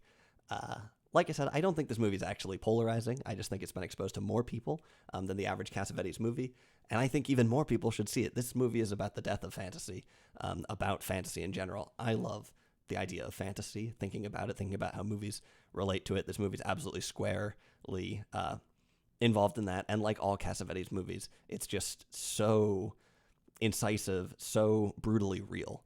Ben Gazzara, incredible job, and the sort of cabaret aspect of it is really sort of grotesquely fitting. Next, Funeral Parade of Roses. So this is an out there movie, totally off the wall. Like I said, maybe one of the most just sort of stylistically experimental movies I've ever seen. And I've seen a lot of weird movies. But this one, the thing that really separates it is that a lot of the weird out there movies you see, maybe like The Color of Pomegranates, are boring, right? They kind of go slow and it's kind of hard to tell what's going on. You got to do a lot of the work on your own. Well, Funeral Parade of Roses goes at about 100 miles an hour, right? So even if you don't know what's happening, it's still really exciting to watch and really interesting to watch. That's really cool. It really comes together in the end. And like I said, I think the trauma aspect of it really nails the storyline and really does justice to the characters that are involved. So phenomenal movie. Delicatessen should be higher on this list. I mean, how am I going to make this list? I don't know. Delicatessen is a great movie. I think it's better than Amelie. I don't know. No need to be so controversial, but like a Tati movie, creates its own sort of logic, its own sort of vaudevillian functioning, and really, really, really takes the rules that it set up for itself and winds them all the way up. Builds a universe, a very small universe that expands at just the right times and just the right ways. Super creative movie, unique movie, definitely worth watching. And this is not a movie that's like my weird taste so much. I think a lot of people would like the movie Delicatessen, and I'm surprised it's not more well known. I mean, it's pretty well known, but I'm surprised it's not even more famous than it is. And then finally, I think I probably left out a few, but finally I have Chungking Express slash Happy Together. I couldn't really separate these two.